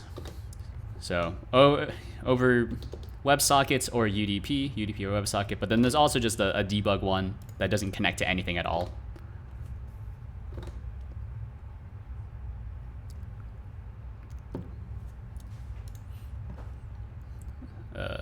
And that's really just for testing, just to make sure everything's there. And then also, I think it should also be possible to just listen for specific hotkeys, so you don't get a lot of like key spam. Because right now this just sends everything over the wire. But is it even necessary for me to send over the wire, so to speak? Hold on. So if we do it like this, source bin, yeah, technically it is source bin, so git add all. So I got rid of all the main.rs files. Git commit. Or actually, hold on. This needs to change because this struct is not used at all. It's more or less right, I think. So git add all, git status, git commit, add, or I guess restructure binaries,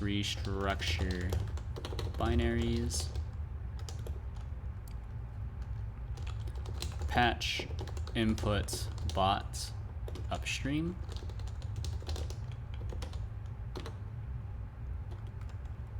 Implement UDP and debug senders, I guess. Push that straight to master. But then I think there was another thing I wanted to try, which was instead of running this as a separate process, I should be trying to run this as a GD native thing. Now that I know that Crossbeam works. So give me a sec. Give me one sec.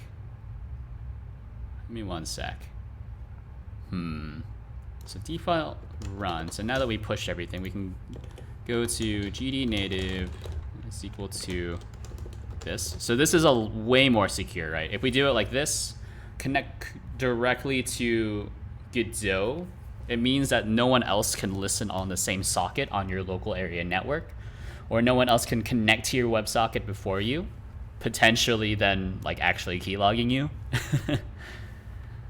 Which is that's the hope, that you would be able to avoid that. Create type is equals to cdilib. It's now going to start complaining, but then we just need to create a new librs. Use GD native. It'll take a little bit. Use GD. Hold on, you can do it. Use GD. Someone has pinged me on Discord. Prelude. All. And it handle. This does a thing. Leave it empty for now, and then Godot and init. All right. So here, what we want to do is use both input bots. So basically port whatever we have here for sender, like this. So for the standalone application, we want to try to bundle it into a GD native kind of thing, so it's just nicer, I suppose. I'm not going to look at a TikTok on stream for multiple reasons. One, you know, copyright reasons, but two, I don't want to expose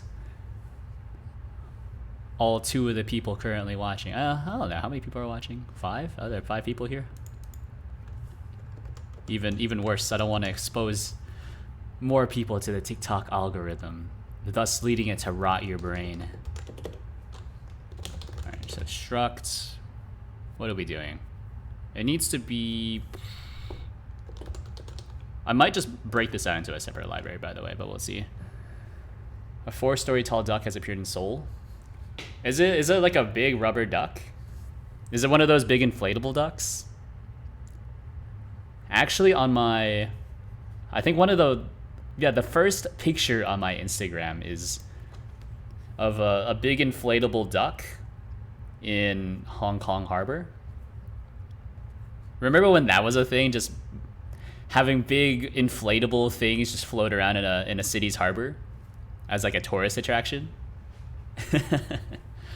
Like I think right now, actually, in the Thames River, is it? In London, there's a big inflatable Paimon from Genshin Impact, renowned Chinese gacha game by Hoyoverse. Actually headquartered in Singapore, I think. So struct inputs forwarder, and then this needs to hold on to. I think it needs to hold on to a receiver, and then a join handle as well. So there's the thread, like so.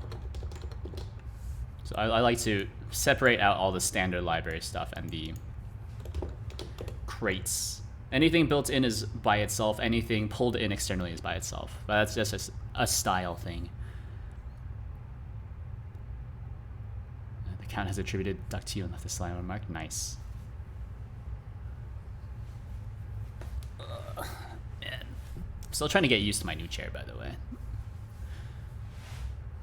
Because my old chair, it was one of those nice, I guess nice quote unquote, or quote unquote nice IKEA office chairs. Finally broke after, I think, 4 years. And by broke, I mean like the big metal plate under it has just been destroyed, essentially. So like the big metal plate under the seats, it looks like an H, right? Looks like an H. So the middle bit has completely just broken off. So it's like a few days away from the just absolute catastrophic failure. So I went out and bought a new fancy chair, a Herman Miller. Look at that. Because I figured, you know, it's an investment in my back, especially because I am a programmer, and most of my hobbies take place indoors. Oh, don't do this. Join, handle. Yeah, but man, what I should have done was buy it a few weeks out and then ship it to my parents, because my parents live in the kind of in the country, kind of in suburbs where the tax rate is a lot lower. Because when there's like 9% sales tax here, right? So 9% on like a ridiculous, already ridiculous sales price is a lot. Herman Miller, yeah. Herman Miller, they have the Aeron. I actually have the Embody. And then the only ones they had in stock were gaming chairs, man. So it's in a kind of, it's not a gaudy color, but it's definitely not like, you know, like this is an office chair. But I guess also somewhat amusingly is that it also has Logitech branding on it. So now I'm using a Logitech webcam. I have a Logitech G600 mouse, my favorite kind of mouse that has a numpad on it. And now my chair also just has a Logitech logo on it, which is a little tacky in my opinion.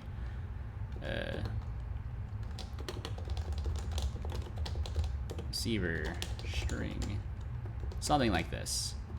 Then, sorry, I got distracted talking about my fancy chair that set me back pretty much the entire paycheck. Inherit, reference. So let's see if this will work. So input forwarder.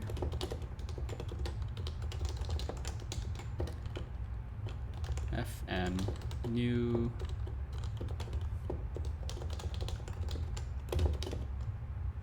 Oh, and then you have to do it like so. Well, actually, how would you do this? I guess I would need to connect. I would need to connect immediately and then... Yeah, I think it's better just to connect immediately. So here we'll do let.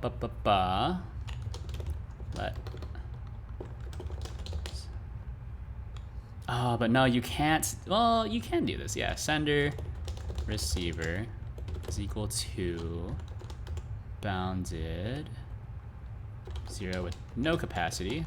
I've typed that wrong. Turbofish string. So yeah, or we can do capacity as of 1, but I think capacity 0 is a bit better. 9%, try 15. 15% sales tax, that's a lot. That's a lot. If you consider how much like a Herman Miller chair costs. Right. I guess I won't advertise how much I paid for my chair, but I will say that I did buy it from a showroom. So I didn't buy it secondhand. I missed my chance, man. Because my company, when they started closing some offices, they started selling some of their desk chairs, and I think some of them were Herman Miller, like Aerons. And so when a company sells, you know, the Herman Millers that they buy in bulk, they tend to sell them for like a huge discount because they are used. Missed my chance. And also I didn't want to drive up to like another state, although I totally could have road trip it. So input forwarder. So join handle. Oh, I need to start the thread. So key. Oh no, you can't do this. Oh no, I can do this. Keyboard key find all. So I'll just grab all of these, I guess. And then I should be taking these bits out. Well, we won't touch this for now, but grab all of these, copy and paste. There's no key sender. They are the same sender. And actually, I forgot to take these out. Oh no, has this not been working? So these should be the same sender. So let's sender equal sender clone. I haven't been testing this properly. That's my bad. Sender equal sender clone. Hold on. So the librs is going to be a little broken, but that's fine. Does this work? Please work. But I think if Logitech wants to sponsor me, that'd be cool. I won't say no. Won't say no. Actually, I might say no depending on the terms, but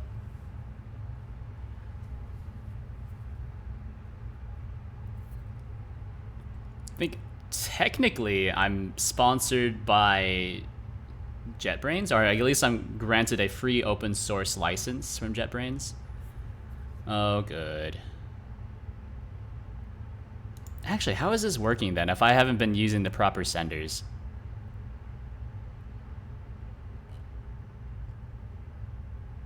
Actually, how does this work? That's so weird.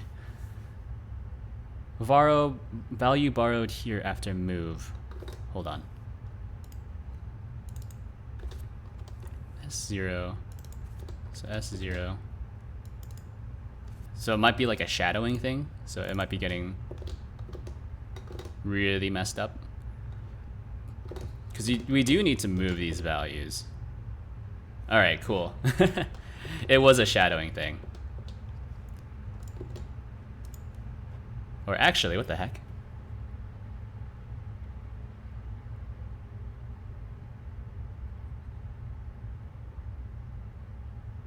Hold on. I need to check this. This is a bit irresponsible because now I'm working on two different things at the same time and they are related.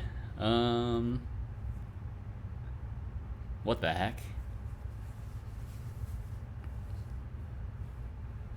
Oh, it's because of this. So I need to take out the print lines here and here, and then we won't send it twice. That's right. But that's weird though how it was shadowing itself. Yeah, there we go. Cool, cool, cool, cool, cool. So that's fixed. C key. I guess I'll push this really quickly. And then the new stuff I just won't add. So the cargo toml, git diff cargo toml. Yeah, okay, so I don't need that. Git add source bin sender. Remove unused unused channels.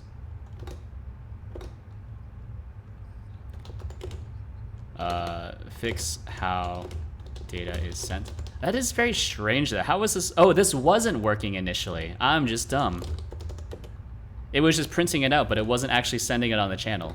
But now it is, if you look at this. Yeah. So now this is actually being received from this debug channel here. And then the WebSocket ones and the UDP ones should be working as expected. Or at least the WebSocket one should work as expected. I'm not sure if the UDP one works, because I haven't tested it with Godot. Let's see. Here, we need to do something very similar. So we'll do just like a thread, spawn. We need to move these values, and then also handle. This is some sort of join handle, right? Join handle that takes no information whatsoever. Okay.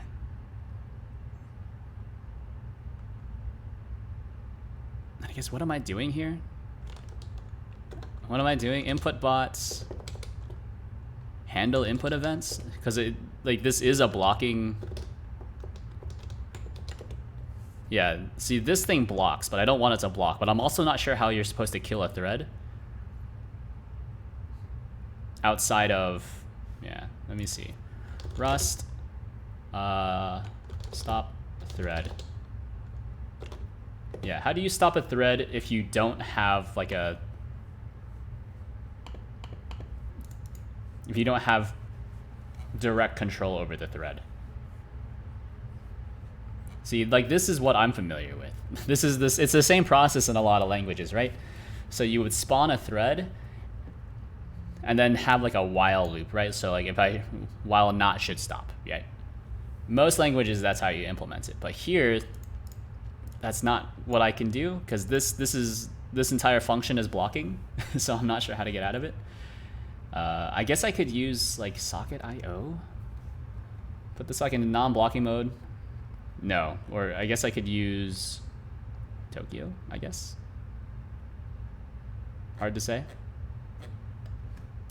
I'm not sure. How to terminate or suspend a rust thread from another thread. Hey. Terminated externally. See, I don't have this. I don't have this functionality.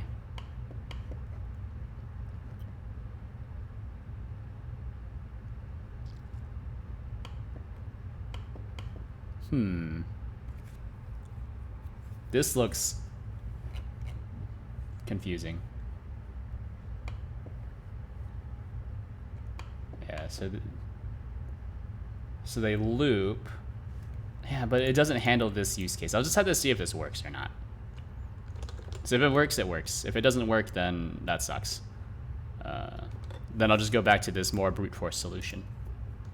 Join handle is the handle, so we'll give you the handle, and then also give you the receiver. There we go. So that seems valid, and then we can just pull the receiver whenever we need to pull, right? So then function pull. I think we just need a reference to ourselves, and that's good enough.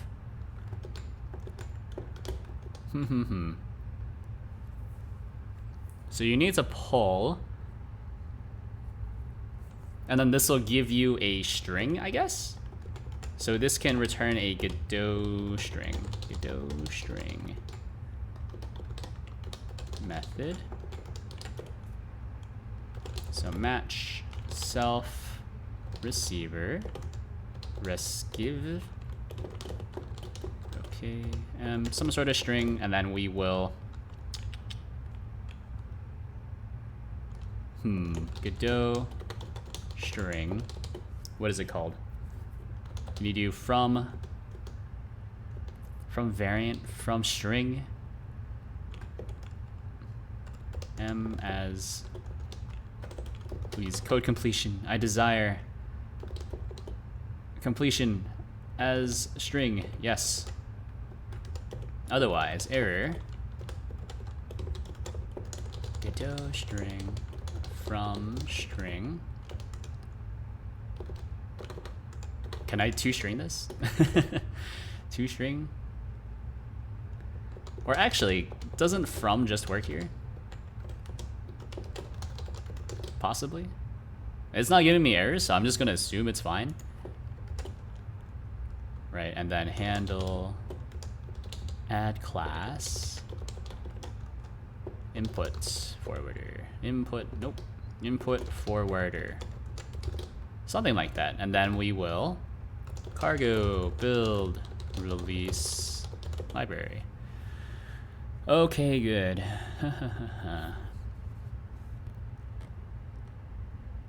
Key sender, that's right. This is the sender, so this should be ks is equal to sender clone. KS, my favorite thing to do in MapleStory. Sender clone.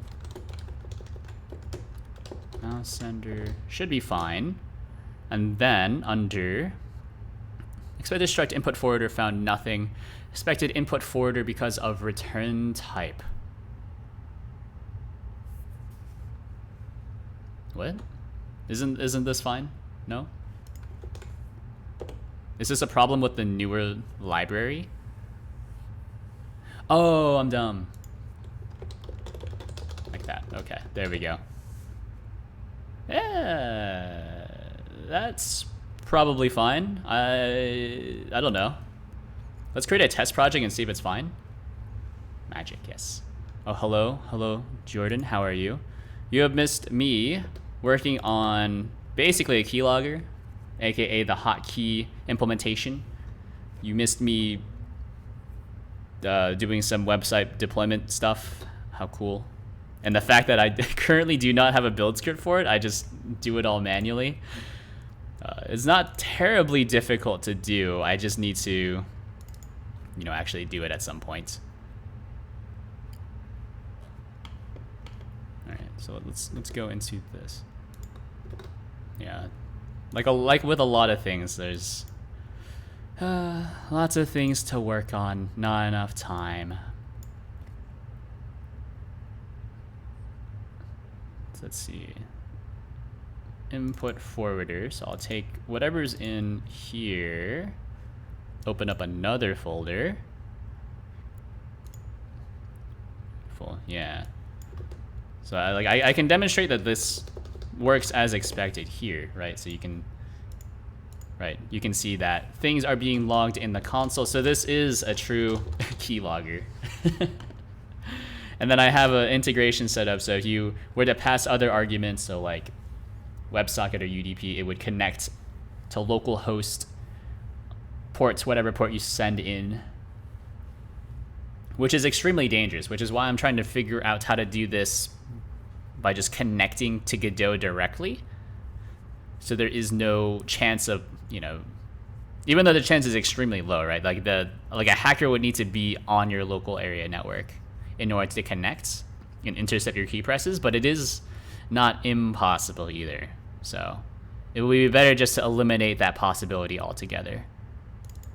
Godot scratch.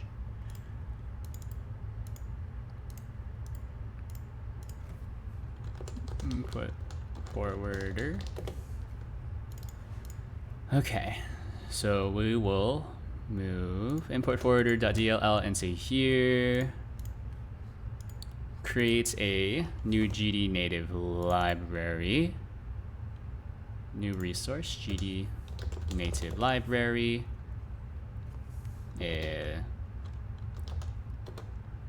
Input forwarder, GD native lib. There we go, and then I just need to define these things. So actually in vpuppr, when I'm loading in these DLLs, I'm actually creating all of the files dynamically. So it's a bit cooler, I guess.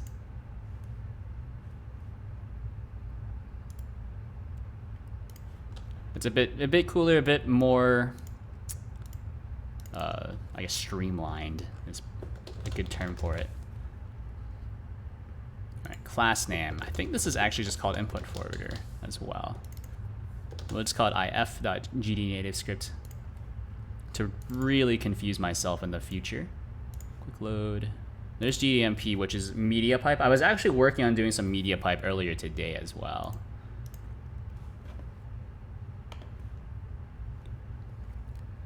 Working on keybinds, yeah. What do they do? What do you mean? wait, which thing? I wasn't really paying attention.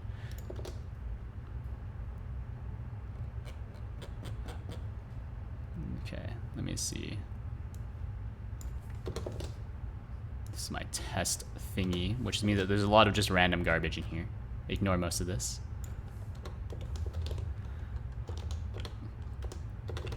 Forwarder. Some sort of reference, we don't care. And then forwarder is equal to preload this script. I don't even remember where to find it, but I know it's Control-Shift-C. They're for triggering facial expressions, or yeah, it's for triggering facial expressions, which are, you know, blend shapes and stuff. So you'll be able to set up hotkeys for specific blend shapes, and then based off of some key combination that you can trigger it. So kind of what, you know, OBS allows you to do, right? So OBS has, wait for it. I guess I didn't need to bring this into on screen. But OBS has these hotkeys, which, by the way, any hotkey that any program provides is actually just a keylogger. But the way that OBS does it, it looks like they just use raw headers, but I don't really want to do that. So now I need to work around the limitations of some Rust libraries instead. And unsurprisingly, it's very hard to find any open source keyloggers that fit my use case as well.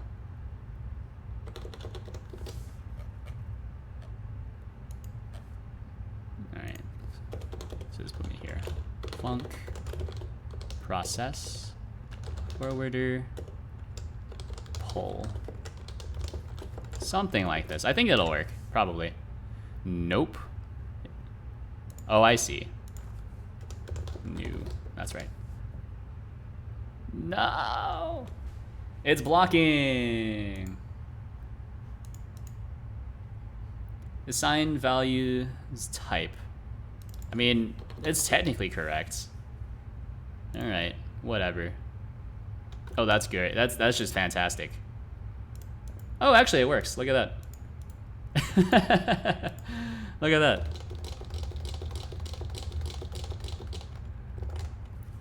Start working on Vex's dream model. WebCore needs that added. What? A keylogger? I think a lot of programs would definitely benefit from a keylogger. Alright, let's see if this works though. Oh, good. Oh, it takes a little bit for it to stop, huh? It takes a little bit for it to stop. I wonder, can I put something in here? So when you create it, it starts keylogging immediately, which is fine. Let me see. We can do like mute self.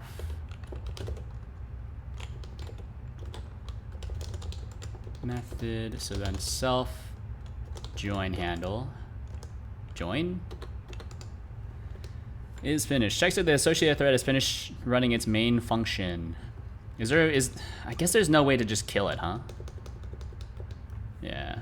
I guess join waits for it to finish. Waits for the associated thread to finish. Function will return immediately if the associated thread is already finished. In terms of, can I force the thread to panic? I guess that's also fine. Or what can I do with this? Here's the thread. Unpark. Automatically makes the handles token available if it's not already. Basic low-level blocking support. More efficient, CPU efficient implementation of a spin lock. I guess I can park it. Gets a thread's unique identifier. Gets a thread's name. I don't have that.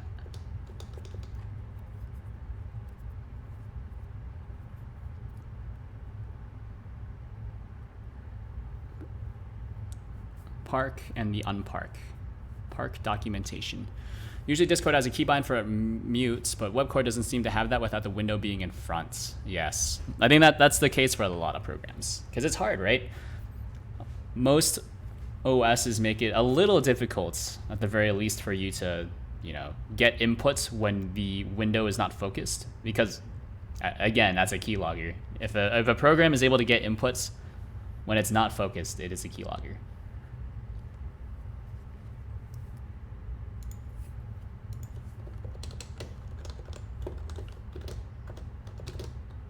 Yeah, let's try this. So we'll build. Nope, not allowed to do this. Join. Self. Cannot move out of self join handle, which is behind a mutable reference. Move occurs because of self join handle has type join handle, which does not implement the copy traits. This function takes ownership of the receiver self, which moves self join handle. Well, I can't do anything else other than that, right? Maybe I can do let's handle equal self join handle. Yeah, that's just mine now, maybe? I'm pretty sure that's not how this works. Almost certainly. Yeah, okay. So I can borrow it, but I don't want to borrow it. Because I need it, right? I need to actually join it. Yeah. Join must be called. Yeah, I need like the actual handle. How do I get the actual handle? Because it's behind a mutable reference. Can I do this?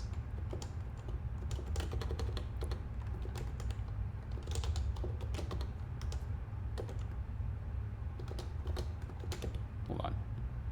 Okay, like, yeah, I know what the problem is. Like, I don't have. It's not mine. Or maybe this is fine. Maybe this gave me access. Yeah, I didn't think so. Consider borrowing, and then maybe I can just dereference it. Can't you do this? It's kind of a weirdo move. No. Cannot be dereferenced. All right. Well, I tried. I've tried two things, and now I'm all out of ideas. Because I cannot just consume the object like this. Like, this is the best way to do it, I think. So that's self join handle, and then just join like that, I think. But then GD native does not like it when you do this, because you're not allowed to just consume the object. Yeah.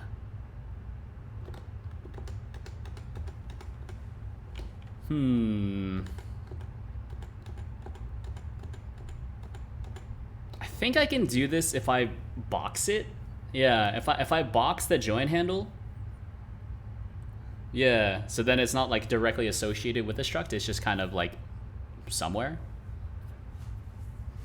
Yeah, so we could do we could box join handle, something like that, and then here create a box new join handle, right? Something like that, and then here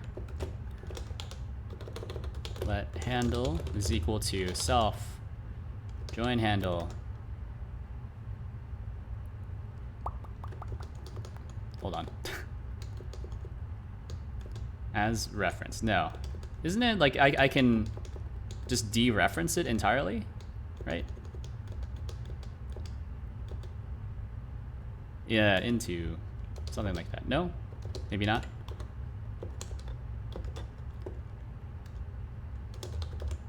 Join handle.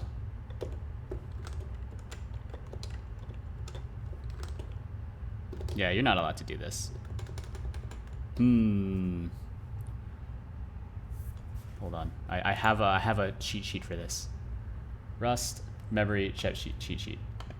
So I thought you want to box it. Maybe you don't want to box it. This is too big. But threads, it's a single thread. Ownership is more or less unique. Oh, maybe I don't want to box it. Maybe I can just use a ref cell, or maybe a cell. See, that's what I thought I was doing. Yeah, no, yeah, you want to box it, yeah. Yeah. Hold on.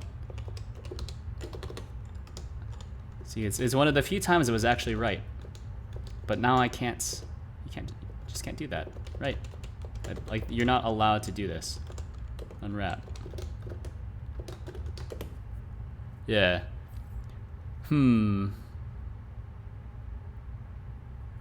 Function takes ownership. Yes, I know. You're not allowed to do this. It's behind a shared reference. Let's type join handle, which does not implement the copy trait. Yes, I know. It's because of the... But I don't have the... I'm missing something. I know how to do this. I've seen this before.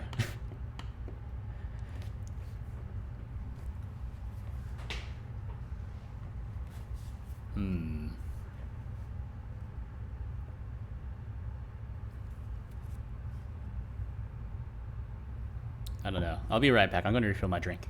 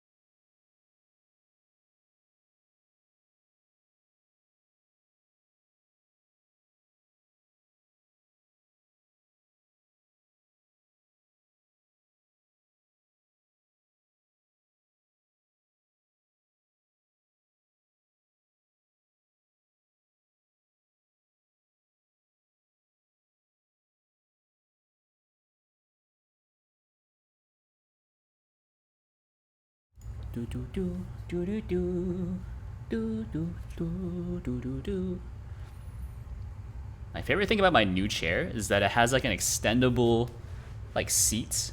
So if you need to like, I don't know. I think it's meant for like taller people, but what I like to do is I like to sit crisscross applesauce. It's not great for your posture, but I love doing that.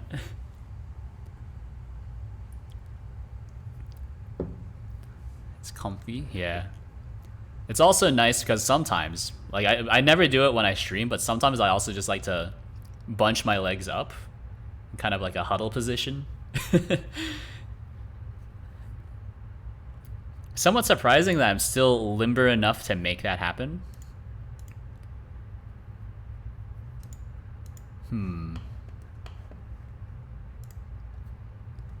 Somewhat surprising. Is actually... Oh man, this is like no contrast whatsoever. But yeah. Seems like a lot of people my age, if you don't regularly do yoga, and I actually don't regularly do yoga, I just like to stretch. I did yoga, I went to a yoga class once, and I was like, you know what? I think I get it. It's really just like stretching. You're just there's like really lots of fancy stretches that I can do myself. And now most days, when I wake up, I do some stretching. I don't really know any of the poses. I just know what they look like, and then just do it until like it's about to hurt. Cherish these moments of limberness. Yes, perhaps. I don't know. I feel like as long as you stay relatively active, you'll stay pretty limber up until like, I don't know, like you're 50 or something. Like the more active you stay, like the better you'll look when you get old, basically. That's what I've seen, or from what I can tell anyways. Maybe you also get some like Botox or plastic surgery, but that can help too. I don't need a read-write lock. I don't need any of these. I just need to... It's boxed. It's boxed. Since the big event in 2020... Doing enough stretching exercise. I do like some good exercise. I do like how you spelled exercise with a Z. That's pretty good.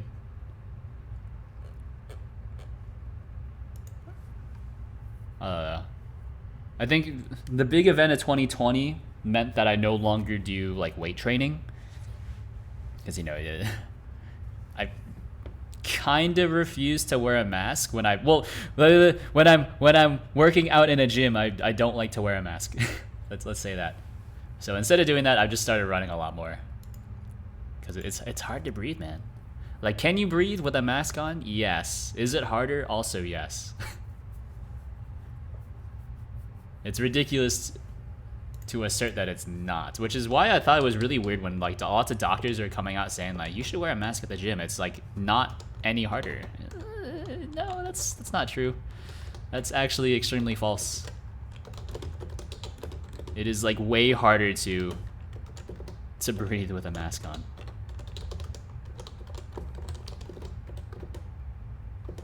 Like, you know, should you wear a mask? Yes, but we don't need to lie about it. Alright. This might be okay. It's a reference, but handle has type join handle.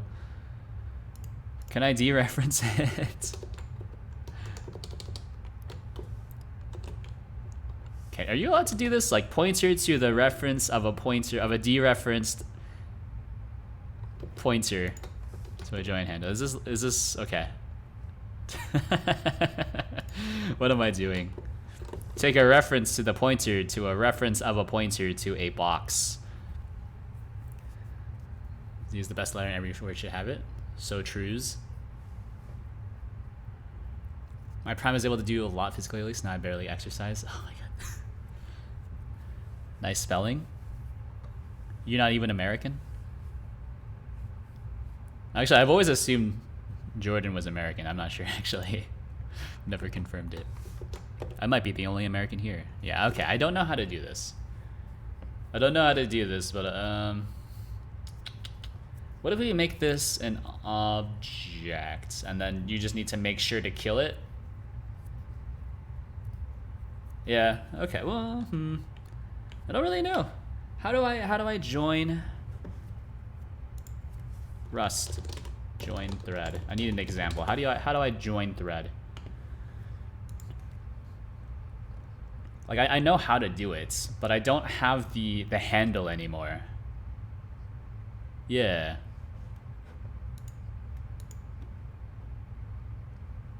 So like I don't need to box it. I'm pretty sure I don't need to box it. Not physically? Yeah. In my prime, I guess I am still technically in I'm a little past my prime now. I guess the prime for an average human male is about like you're 24, I think. So I guess I'm past my prime. Yeah, I used to be like ultra jacked. Which looked weird because I have a very light build. Very slight build, small build, etc., etc. Which meant that when I put on muscle, it was extremely obvious. Nowadays, all I do are pull-ups. Pull-ups and lots of push-ups. Oh, man. Those chest and shoulder muscles. Ooh, baby. Huh. Thread type, thread local storage, stack size. Park.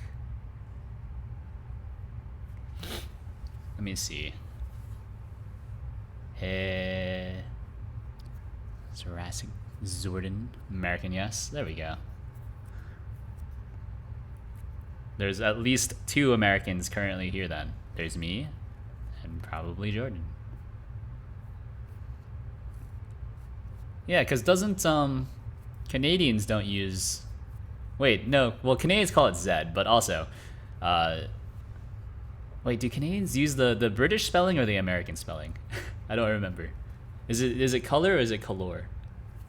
Because the British spelling will use, right? Like you'll use. I'm trying to think of another spelling difference. The only thing I can think of is color and color. Armor and armor with the U. Hello, Raticide. Zed's dead, baby. Oh, baby. Zed's dead is from Zombieland. Great movie. I might have that wrong. Join handle. How do I hold on to the join handle? That's what I'm confused about.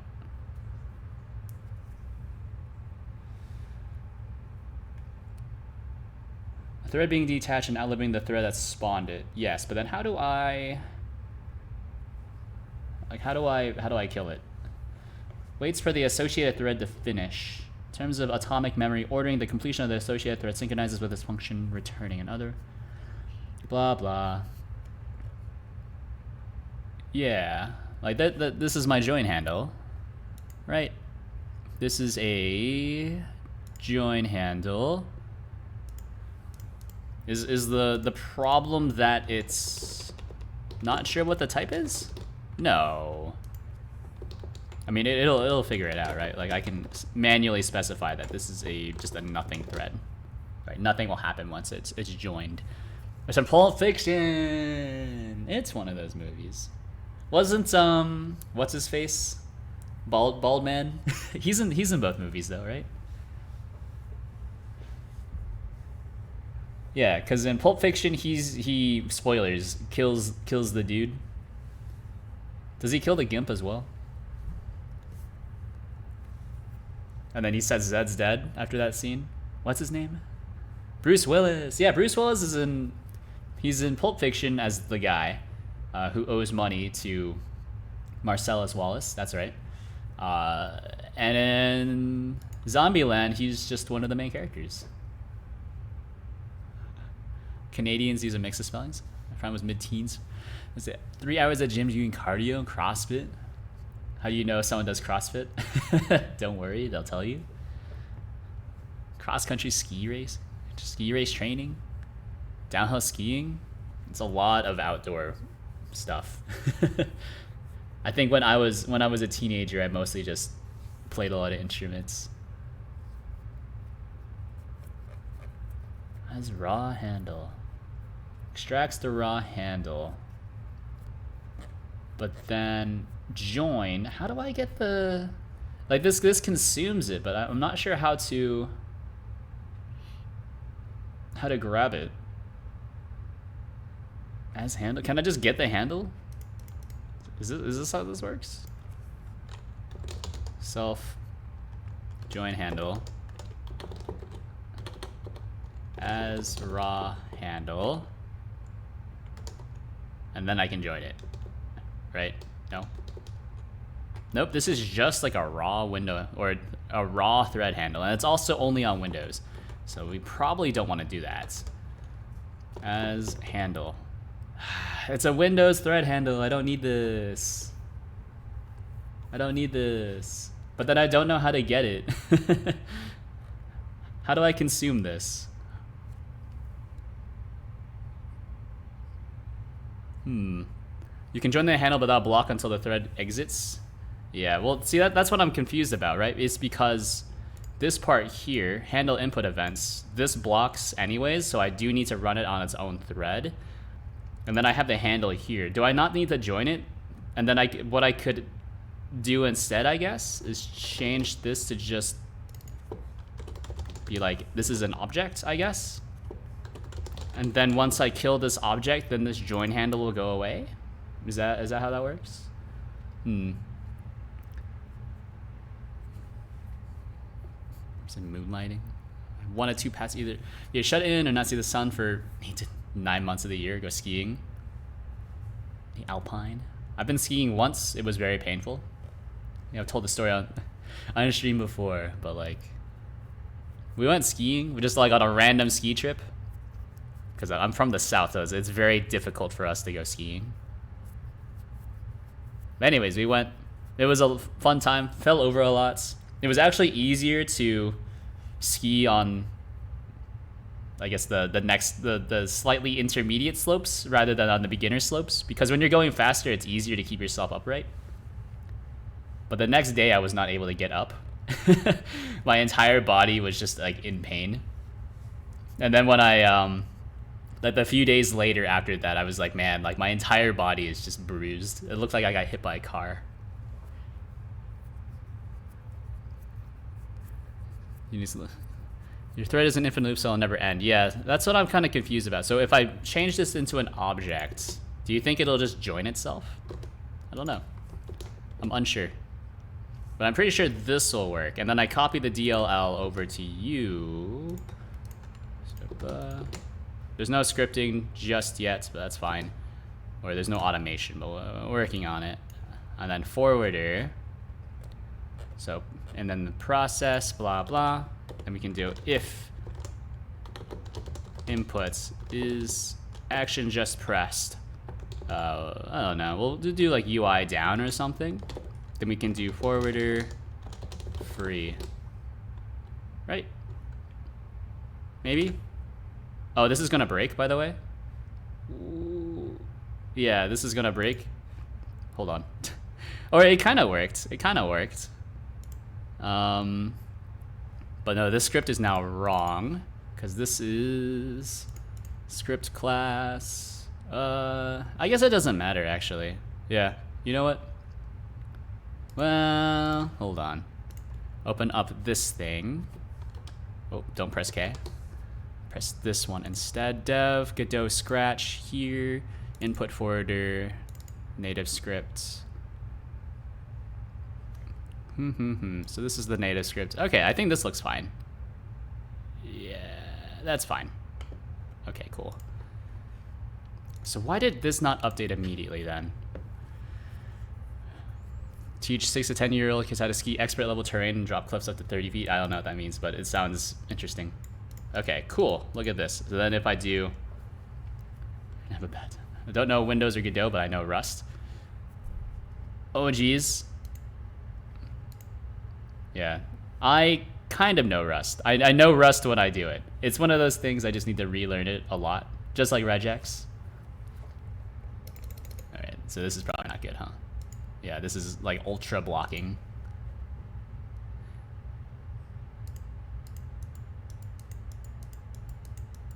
That's kind of interesting. So if I leave it sit for too long, what I'm guessing is happening is because my channel, capacity 0, is starting to block, which means that this handle blocks, or this thread blocks, which means that everything just kind of blocks. I don't really know. What's a better way of doing this? So what I could do is change this to be a node so that we can have this just kind of process, or we can define a process method. So we can pull from ourselves, right?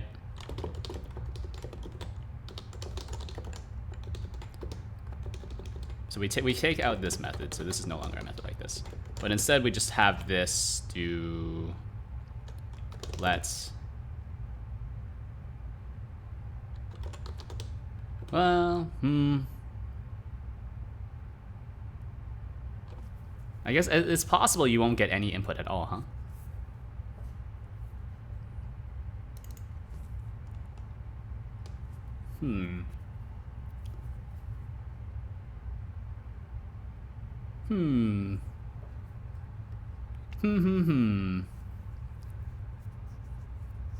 Work. Do you not need to join a thread handle for it to run, only to block? Yeah, but the idea is that you don't always want it to be running, right? So how do I stop it from running sometimes? Because I'm compiling this as a library, right? If it's a standalone executable, like I've written the standalone executable here, but it's a bit insecure because it's, you know, it's literally a keylogger, as mentioned about 1 million times, and then it broadcasts over either WebSocket or UDP. So it's just a little bit insecure.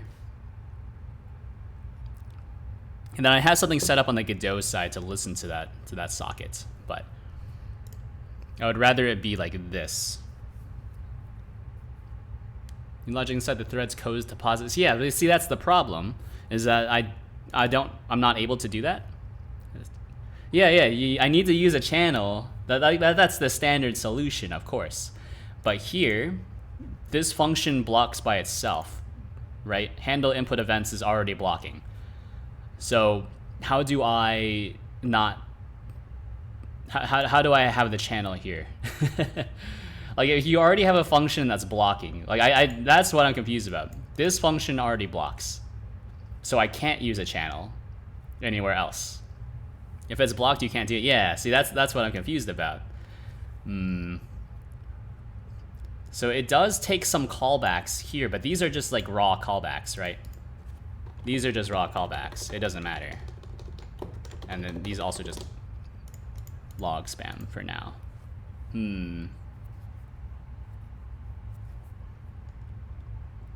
Let input equal self pull, I guess, and then we can set up some special stuff to, let me see, Godot Rust. I always forget how to do this. Godot Rust bindings generated. No, I need to look at the example signals. Yes. So like I try to handle input events that returns a result. Instead, there is not. So this is the library that I'm using, not this one. This is the library that I'm using. I did fork it, and then I did submit a PR. I'm a good open source whatevers. So I'm using the Windows implementation, but there is a Linux one as well, which does roughly the same stuff. Maybe handle input events. I don't know. It's doing something. It's doing its own thing, but I don't have access to this. Right? It's completely opaque. Can't see inside of it. All you know is that once you start handling input events, it just does its thing. Which makes it tough for me. Alright, you know what? Just hit me with a Godot print for now. I think you're just allowed to do this. And then just compile. Very good. My mistake. It goes into its own infinite loop. Yeah. See, and that's why it's tough. That's why it's tough. Don't worry. It's been considered to use channels to do it, because I did write another thing. I did write a lip sync thing for Godot in Rust. So the Rust library is just kind of its own standalone Rust library, and then I bound it to Godot, and then it just runs its own job thread. So you send in roughly like 0.3 seconds of audio, send it to the job thread, and then it'll spit out the corresponding phoneme. Is that the correct word? It's been a while since I looked at the code. Right, and then you can kill the job thread by sending a message over a channel, of course. As is the way. Right. Let's see if this works. So this is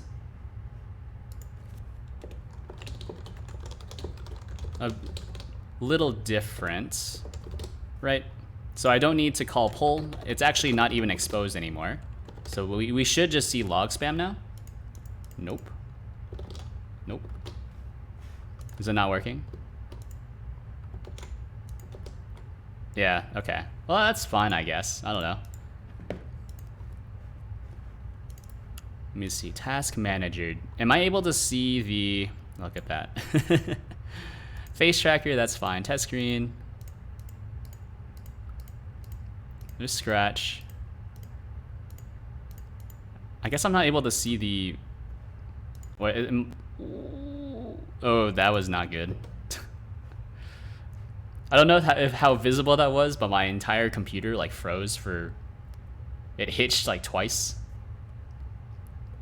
Which made me very scared that I was about to blue screen. Interesting. So process. I'm not allowed... Am I not calling process properly? So I know that there's the example project, dodge the creeps. You see, how did they do their process method?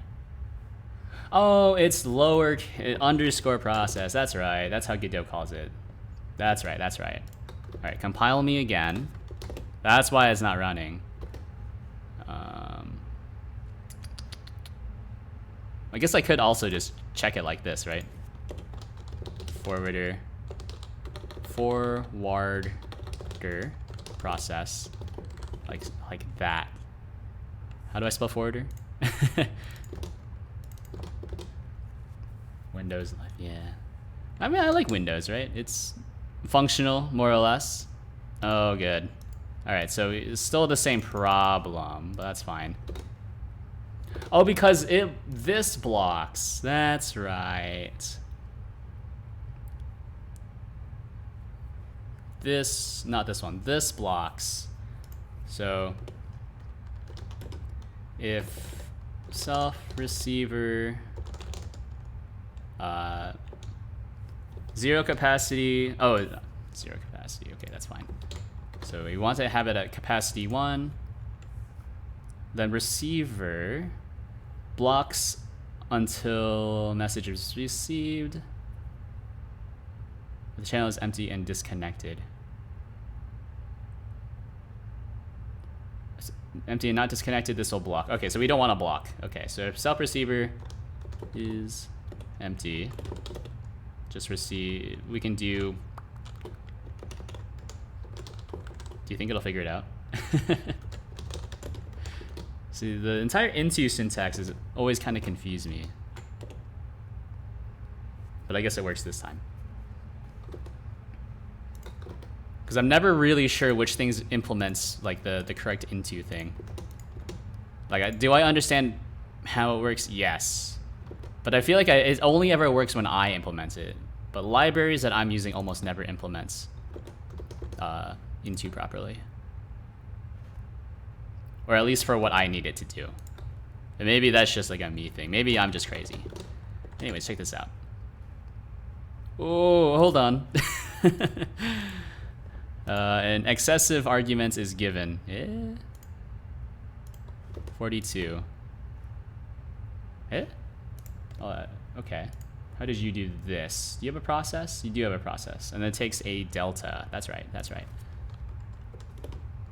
Delta, some sort of F32. Godot uses F32s, not F64s. Which is also, I think, why my my lip sync implementation is a bit scuffed, because I think I use F64 in several places. And then it's just not converting properly, which is my fault. Oh, okay. Well, yeah, actually, look at that. About as expected. Cool. So let's have less log spam.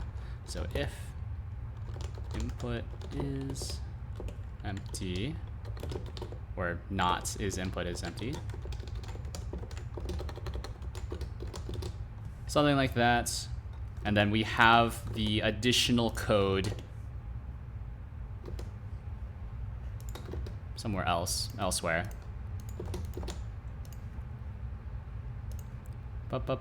Yeah, here. So we just look for UI input down. So we were looking for log spam. Like that, yeah. Blah, blah. Look at that. It's not even focused. Hooray. And then we can go back to being focused on here. Press down. Yeah, I think it worked. Okay. Look at that. Seems fine to me. And then we can kill this. Yeah, okay, so if I kill the node, it will take down any process associated with it? Is that how that works? I'm not sure, actually. So if you completely deallocate the join handle, does that also kill the thread? No, right? Because then you just have like a zombie thread, and then the zombie thread only goes away once you the zombie thread only goes away once you kill the program as a whole. It doesn't kill the thread. Yeah, that's what I'm thinking. So That's tough then. That's tough. That's tough. You can't kill the thread from the outside other than when the parent thread does. Yeah. So I think I need to make a choice. Does this just like start? Right, do we... So when you load this in, does this just live for the entire length of the program? I guess that's the only thing I can do, right? Otherwise I risk like a memory leak essentially, right? The thread will live forever, yeah. So I need to do it like this. So you can never kill it. You can only... No kill, only creates. So you're only ever allowed to create stuff, and then this will just kind of endlessly emit a signal, right? So register... I'll just call it a register, right? So register, so some sort of builder.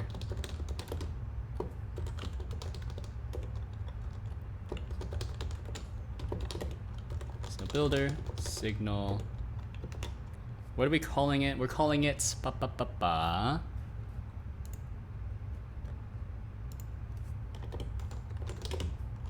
const. What am I calling it? What's the signal? I guess it's just inputs received. Input. Sorry. Input received.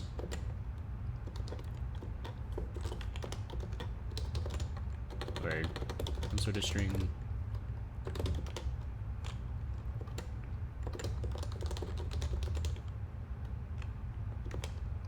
What am I doing? Is this not how you do it? Am I crazy? That's fine. Whatever. Then here, input received, done. Everything else doesn't really matter because signals, I believe, are all variants anyways. Some logic in the drop to tell the thread to die. Okay. But there's no way that you can tell the thread to die then, right? Because I don't handle the thread. I don't have direct access to the blocking process inside of the thread, right?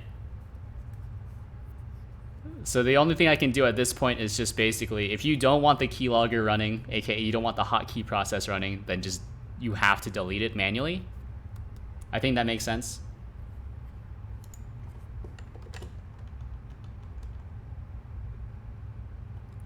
Yeah, I think that makes sense, right?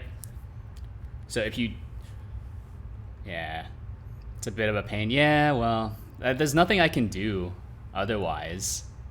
Because I can't allow the user to turn it on or off. Because if the user were to just like toggle it on and off at runtime, I wouldn't be able to kill the thread. Instead, I would just constantly create more and more threads until they ran out of memory. Which is even worse. I think most people anyways will want to keep the hotkey stuff on, right? Like OBS keeps the hotkey stuff on, I'm assuming. Right, so if you go to like OBS hotkeys, right? Hotkeys, I'm assuming that these all just kind of run anyways, and then it just listens. Maybe? Or perhaps what I need to do is go into the upstream input bot source. Right, I need to go here and then like extract this and do it myself, perhaps. Yeah, I guess I could think about how to handle this. I can think about this, which would give me a bit more control and also allow me to start and stop the thread. But this is very scary. This is very scary. Yeah. Because I think I would... I don't know. Like, this is exactly what I don't want to do. Is handle any of the lower level stuff.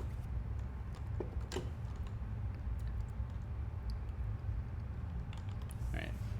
Anyways, Godot Rust. Player. So there was the hit signal. Owner, emit signal. Okay, so this needs to be this owner, which is some sort of node, because it does need to process. I guess it doesn't need to be a node as long as it's just running itself.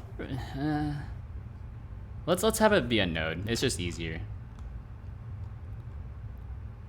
Yeah. Well, But you don't need that kind of heaviness. Okay, hold on. Turn me back into a reference. Turn me back into a reference. So that's fine. You're now a reference, which means that this now needs to be manually pulled.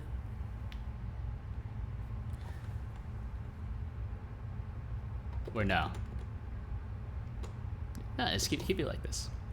Why make it weird?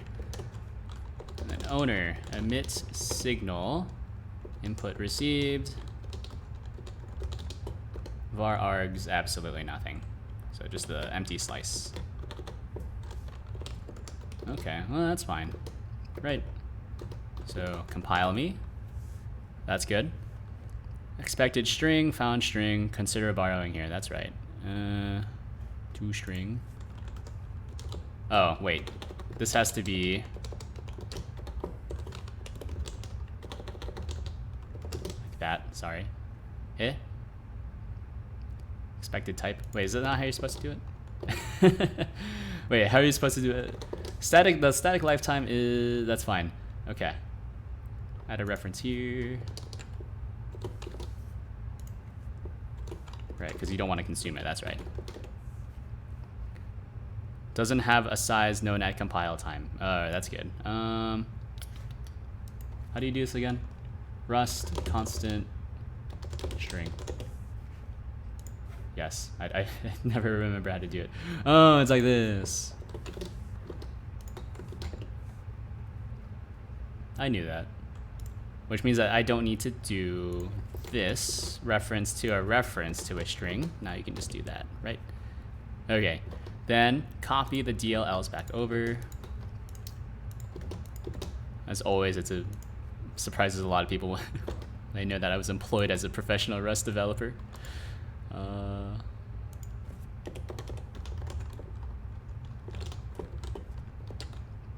Alright, so then this takes some sort of text. Doing this in the worst way possible. Forward, connect, input received, ASDF. Beautiful. Okay.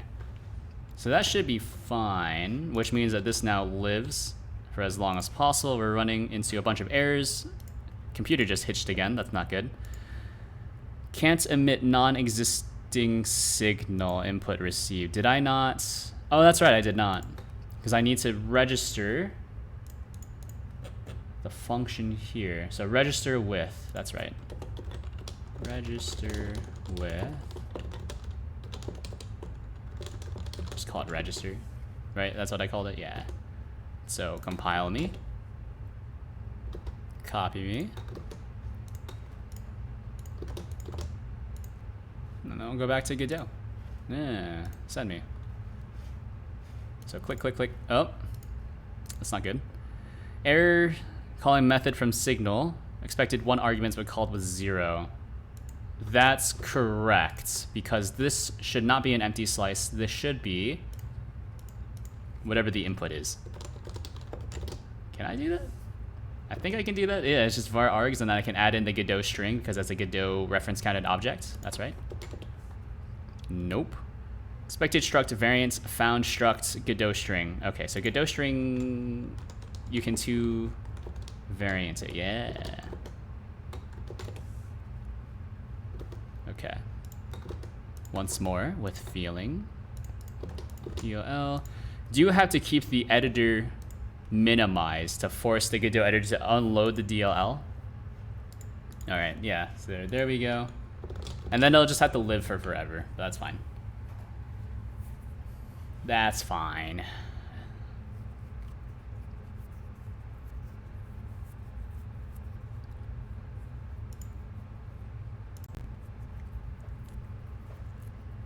So here's the question: should this be a node or should this be just a reference catted object? I guess a node is fine. Yeah, node is fine. It does make it a bit tough to work within the constraints of how vpuppr works. Because if we go back to here, the extension system doesn't really allow for just adding nodes, at least right now. I guess I could change how certain things are parsed, add a few more things to it.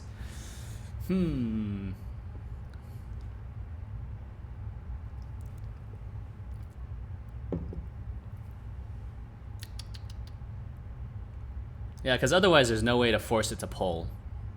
That's right. Yeah. Okay. There's no way to force it to poll, and I'm not sure that I want to provide a way to force it to poll. So we'll do it like this. So let's start packing input forwarder. We'll keep all this stuff here. That's fine. Godot scratch. Nope. We'll go to vpuppr, resources, extensions, hotkey listener. Yeah. So there's the bin. So there's I guess two implementations at this current point in time. I think what I'm going to get rid of the just raw exe because that's just a very insecure keylogger. And instead we'll use this thing, input forwarder.dll. But really it's, you know, it's whatever you want it to be.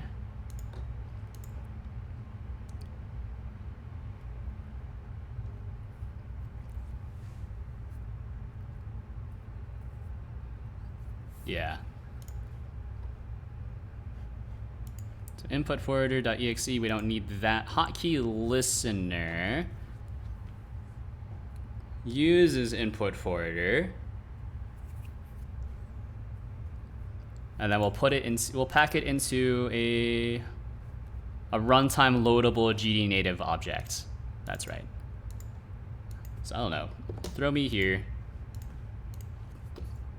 Close this, but then we'll also just push this code as well.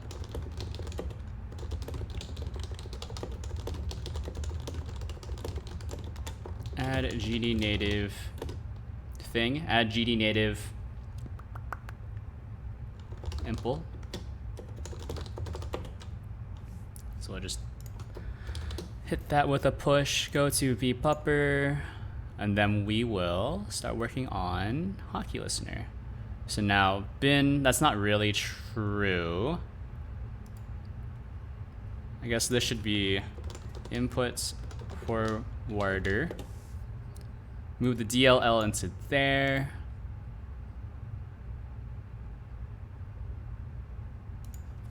And then here's your config ini. So this should be structured very similarly to mouse tracker. Yeah, okay, so bin will also have just a library, library, whatever. There's your config.ini. Gotta remember how to actually structure these, by the way. Because I wrote this so long ago. General, symbol prefix. Technically, these are all optional, but it will give you a few errors if you don't include these. Windows 64. So what did I call this? I called this mouse polar.edll x1164. So these all match up 1-to-1 with how Godot reads these in, which is nice. All right, so this isn't mouse polar. This is, oh, psh, I say that and then just realize I've been copying this word for word. This is input forwarder.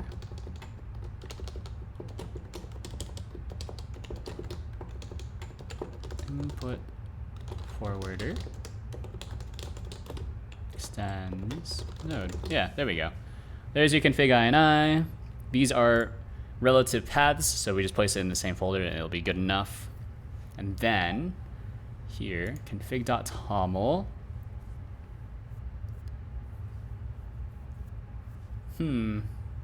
This is mouse tracker, so I should not be looking at this, but I should be looking at this because this is very similar. So here's this config toml. Resources. Name.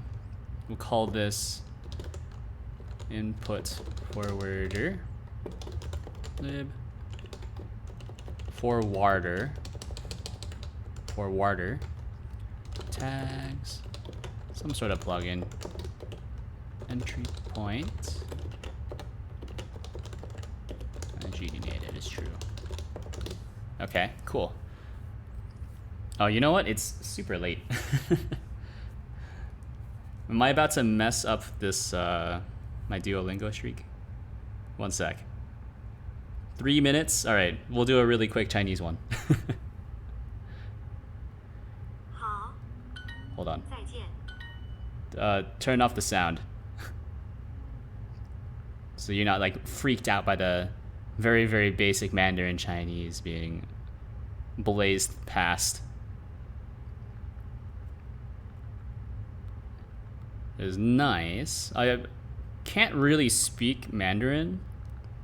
Way less than fluent. I'm like speaking ability about the same as like a 4-year-old.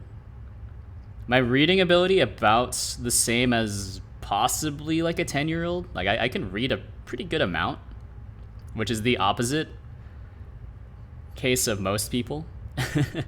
most people can only speak Mandarin because Mandarin is actually a really easy language. I mean, like grammatically speaking, it's very simple. Right? There's no tenses. You know, all words are basically just combined with other words. But reading it is horrible. Right? Because there's like you need to know the history behind characters to know, like, if you want to intuit what a character means, you need to know like the origins of a certain character, which is tough. And then like reading it is one thing, and then writing it is like an entirely different thing as well, because like there's a certain stroke order that you need to follow, otherwise the character will look wrong.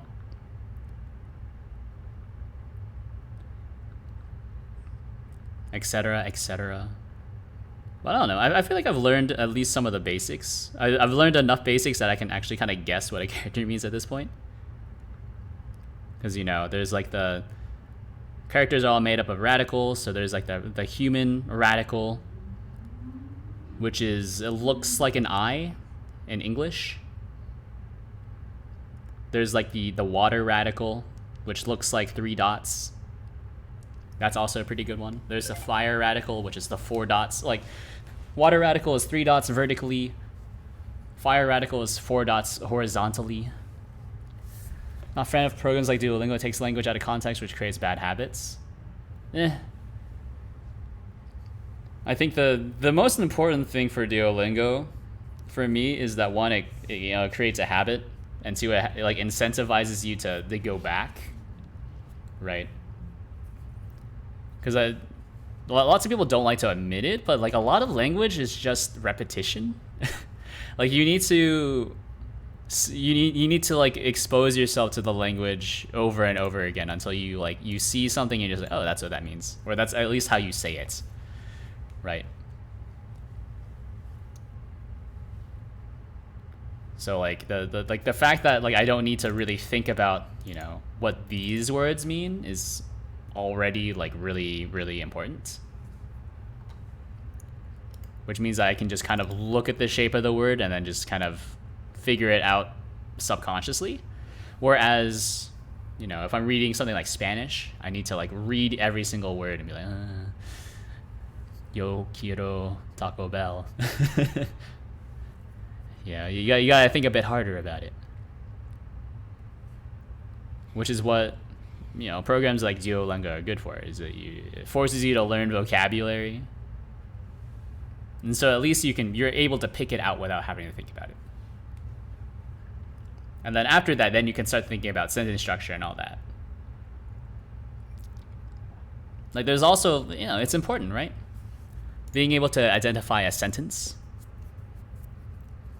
particles of speech, right?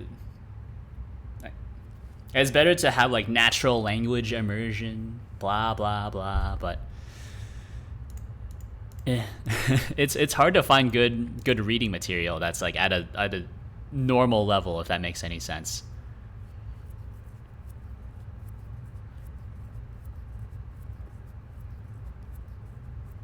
All right, so remote control GUI, we don't need this. WebSocket, don't need this. Let's see, GUI, and then the listener. I guess we don't need the listener. I think we just need the GUI. And then the GUI, all this does is it hooks things up, ? So maybe this would be more stuff on the Rust side. So when it initializes itself, it will, I gotta think.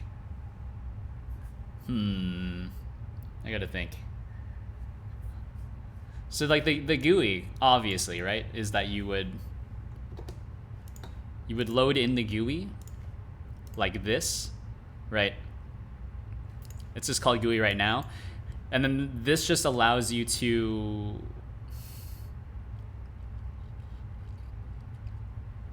what would this do? What would this do? What would you use the GUI here for? Right? Because all this does is it creates a node and then just emits a signal inside the application, which is a lot more secure. But then how would I hook that stuff up?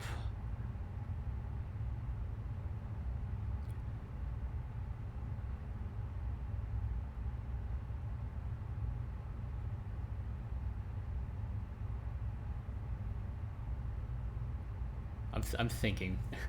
I guess I didn't consider this part.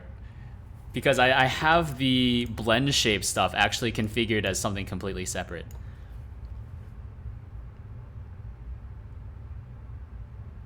So now I'm confused. Tried and proven method is to input language with little to no output. Nah. It's a tried and proven method, of course. But also it's like extremely subjective to what actually works for you, right? Anki deck. I've actually never found Anki flashcards to be very helpful. Like flashcards actually do very little for me. I prefer to be asked questions like how Duolingo does it. Because flashcards, I don't know. It's extremely rote memorization, in my opinion, which does not help me in the slightest. Like Duolingo at least has like different types of questions. Like I did flashcards to learn my times tables, and I was like, yeah. Completely forgot them afterwards. Refold. Yeah, no, I don't really subscribe to like, the like here's the wonder method to learn.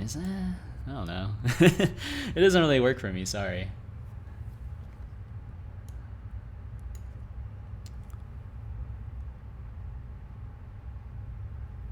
All about that musical memorization. Yeah, I just play by ear. Just play it all by ear.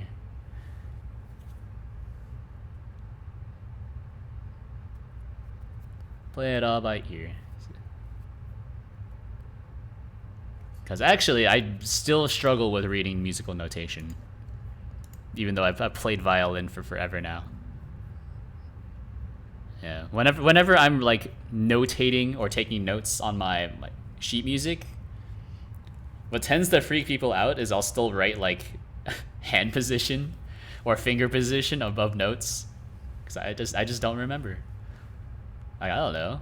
Like, yeah, we're shifting to third position, but like third position, which finger again? Third position, but your second finger, or this is like E, but you want to use your index finger here. Why? Because I don't remember what the note's called. All I know is like basically how like your guitar tabs are written. So I think we want to get rid of listener here, and then the GUI, or maybe this should be just rolled into.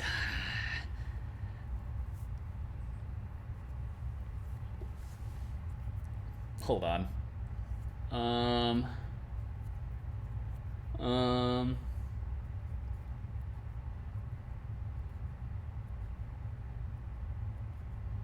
Maybe this can rebroadcast on.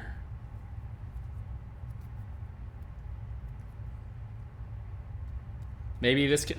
I'm trying to think about how to do this, right? Because the initial design for this, like the blend shape stuff, is completely disconnected from the actual like hotkey implementation,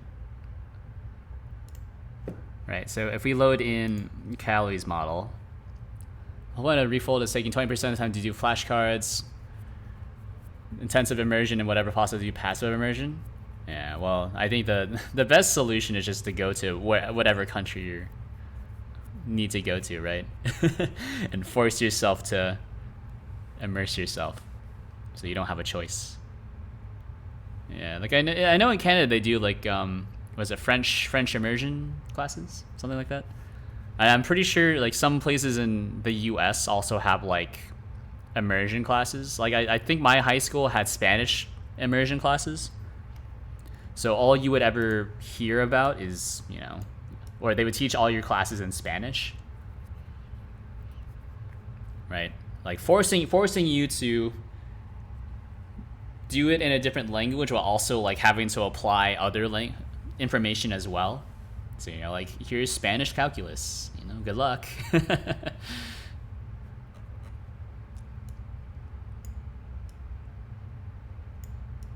Right, like being actually forced to use the language is like clearly the best way to do it. Because then after that, it's just sink or swim. But if you don't want to go that far, then, you know, there's tons of methods. You know, just like there's tons of methods to lose weight, and only some of them work. You know, the only surefire way to lose weight is to just not eat, right? AKA full immersion. Because you don't have any other choice. You know? Weight gain is just input-output, really.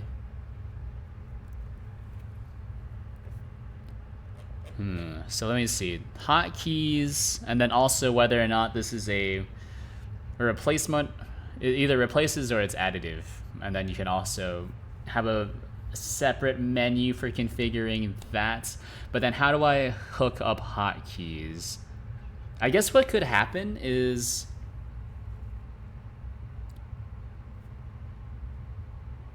we could just have this be related to this, so it will look to see if the extension is loaded in, and then if it is loaded in, it will show an additional input field, right? And then it would be like, you know, listen for this key combination, and then I'll figure it out on the backside. Yeah. So I don't need this GUI anymore. Basically, I need to adjust this cargo.toml So like have like an additional option called like auto load. French immersion, also French core. So French heritage and core French is the have your mandatory French taught by French teachers. Yeah. I don't know. I don't know too much about French immersion or whatever. All I know is what I hear from basically a YouTuber. Renowned Canadian YouTuber Northern Lion. It's one of those bizarre things where I've basically grown up watching him. It's weird. So auto add.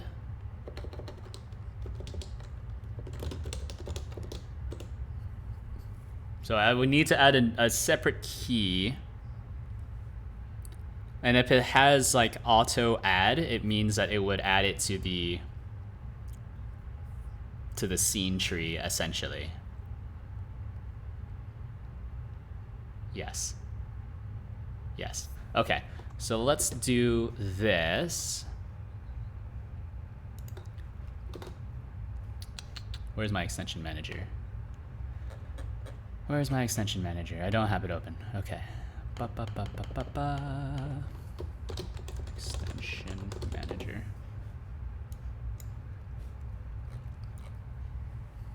Yeah, I think most of my Spanish teachers weren't even native Spanish speakers.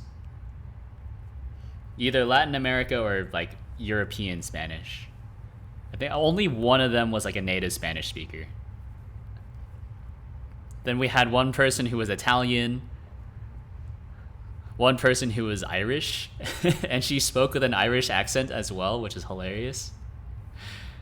So her English was Irish accented, and then I'm assuming also her Spanish was like in an Irish accent.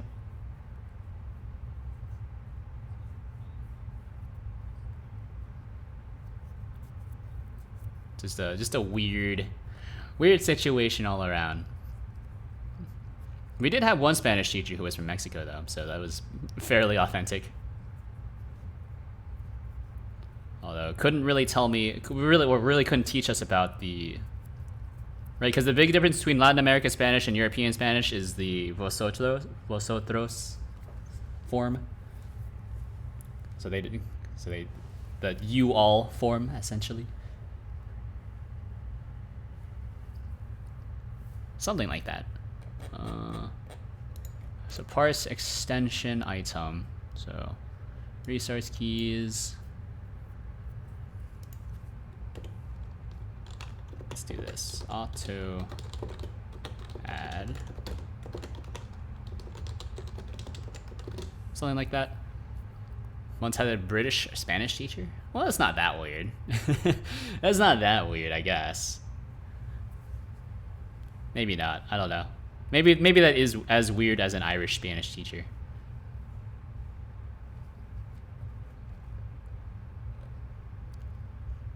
Because like a British Spanish teacher, they still speak English, whereas like an Irish Spanish teacher, don't Irish people speak Irish and they also like happen to know English at the same time, or is that incorrect? Actually, how is English? I thought in Ireland, or maybe it's just in Northern Ireland where the primary language is English. Is the primary language in Northern Ireland English, or is it Irish, or is it both? Irish speak English and Gaelic. Do they not speak Irish? Is Irish not a language? No, now I'm showing my ineptitude. I don't know that much about Irish Irish stuff. I thought they spoke Irish. It might be just Gaelic. I think Irish is a language. Well, shows how much I know. I know Scottish is a language. Irish is not a language. Well, there we go. I guess Ireland is one of the islands, right? And then Britain is the other island. I know that. Yeah. Well, no, yeah. The more you know. The more you know.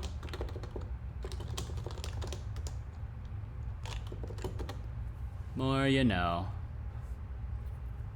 Let me see.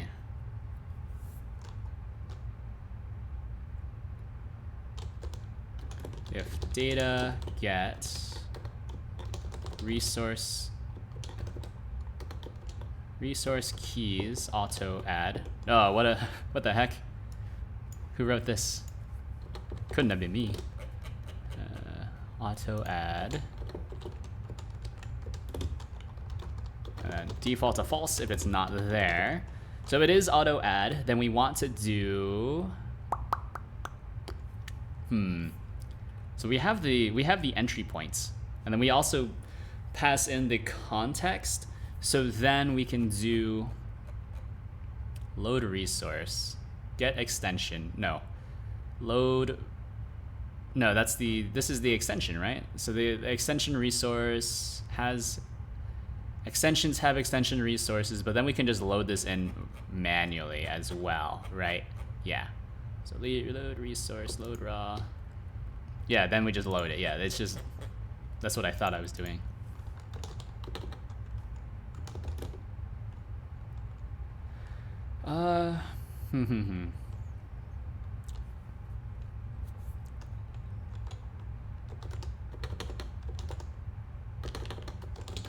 Node is equal to load entry points. If node is null,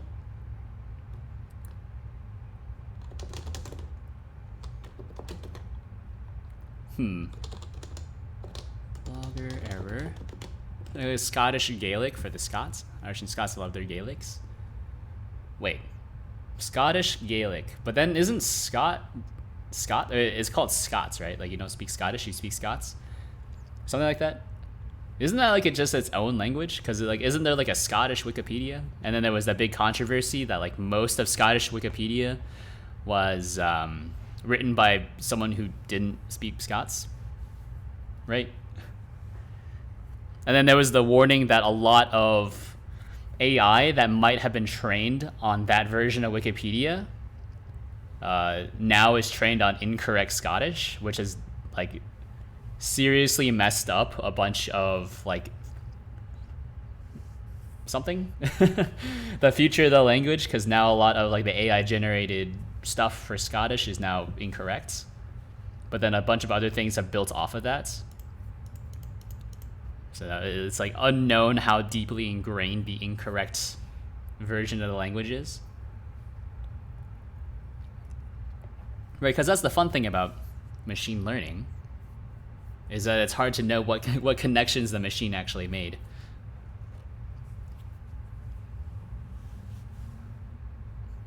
You know, all you know is that the machine got to A to Z somehow, you know. What about the in-betweens? I don't know.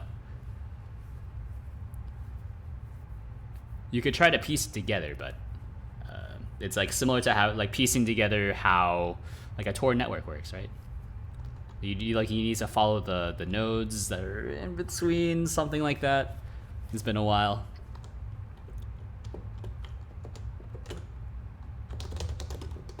Safely error.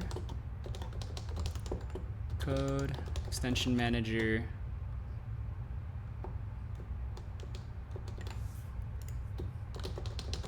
Error. Extension manager.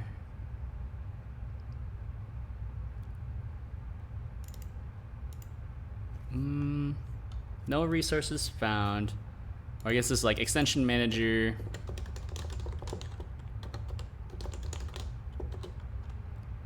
I guess bad entry points. Something like that.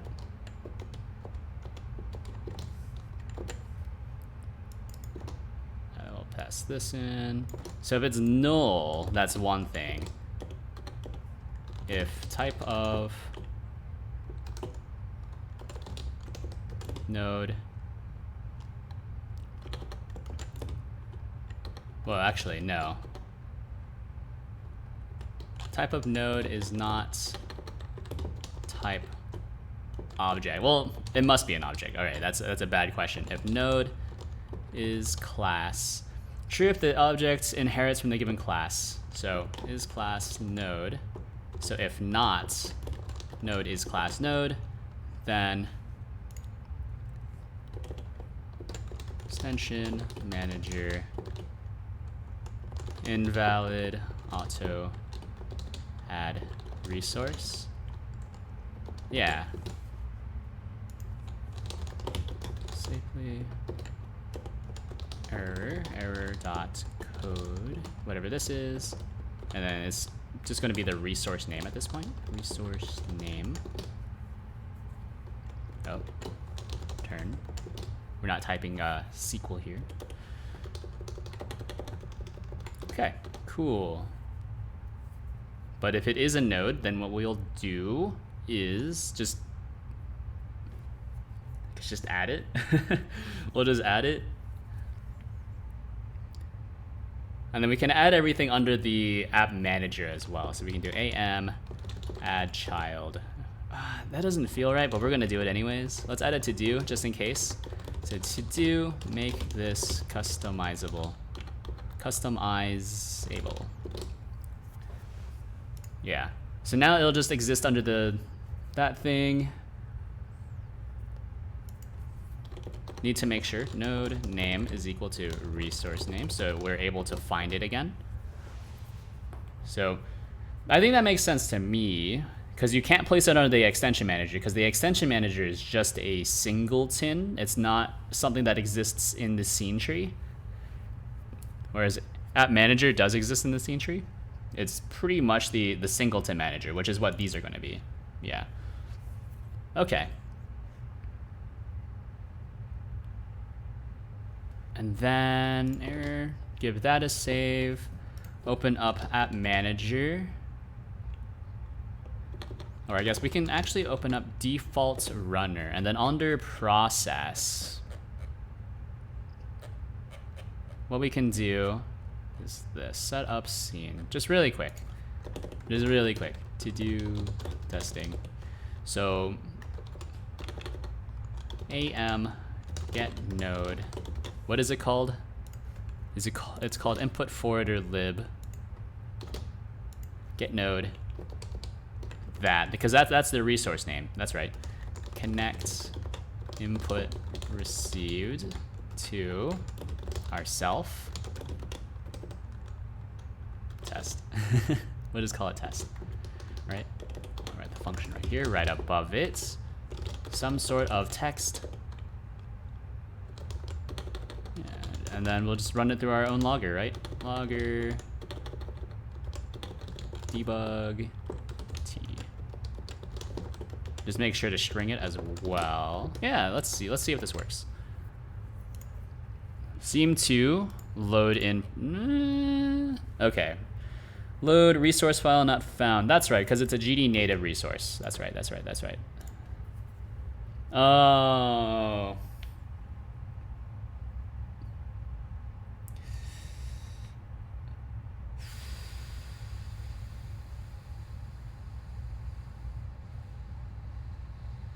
Okay, let me think. Okay, so this works if it's just a regular GD script, which is kind of tough.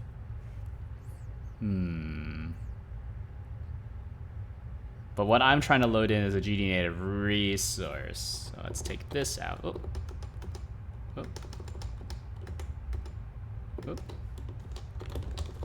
Restart.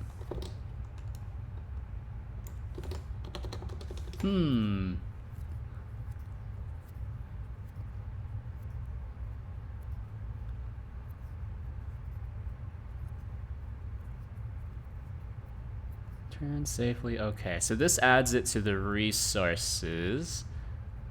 Oh, that's right. Okay, so we can do it at just the very end here.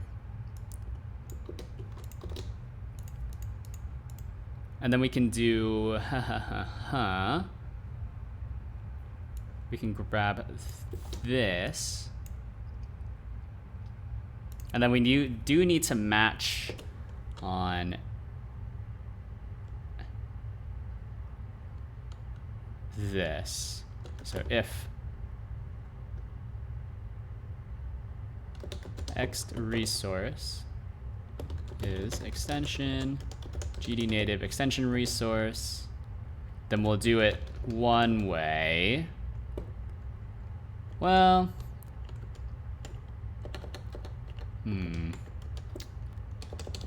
Maybe like this.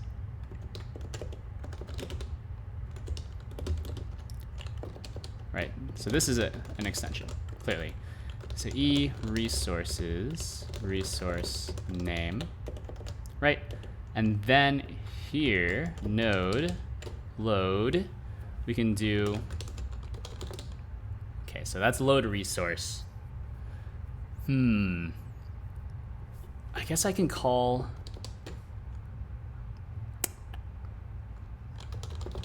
load resource,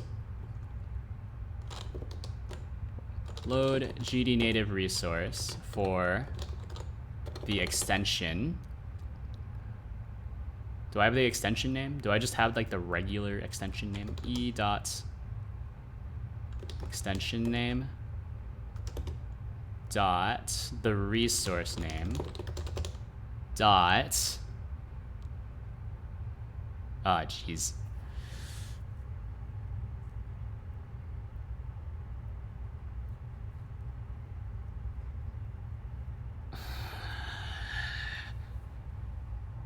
I gotta think about this. I gotta think about this. This is breaking my brain. Because I don't have enough information actually. Because I don't do any parsing. This actually requires, like when I'm using this code, right? And when I'm using the GD native code, I need to provide the class name manually. There's no way to just kind of manually parse, right? Because each config.ini file can have one-to-many class names. So that means I can't hard code this. What might be a bit easier is to just have like an auto execute script. So maybe not like an auto add, but just like an auto execute. So once it's parsed, it's immediately executed, something like that. Yeah, you know what, that makes sense. I think that makes a lot more sense than trying to force in like an auto load kind of thing. Yeah, and then that means that every single script can then implement their own auto execute stuff. Yeah. So no more auto add, but it's like auto executes.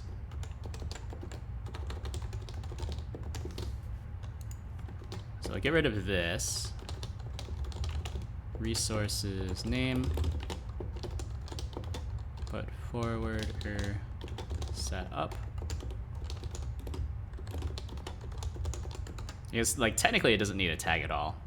Is tags, did I mark tags as required? Oh yeah, you don't need tags. That's right. It's just nice to be able to sort. So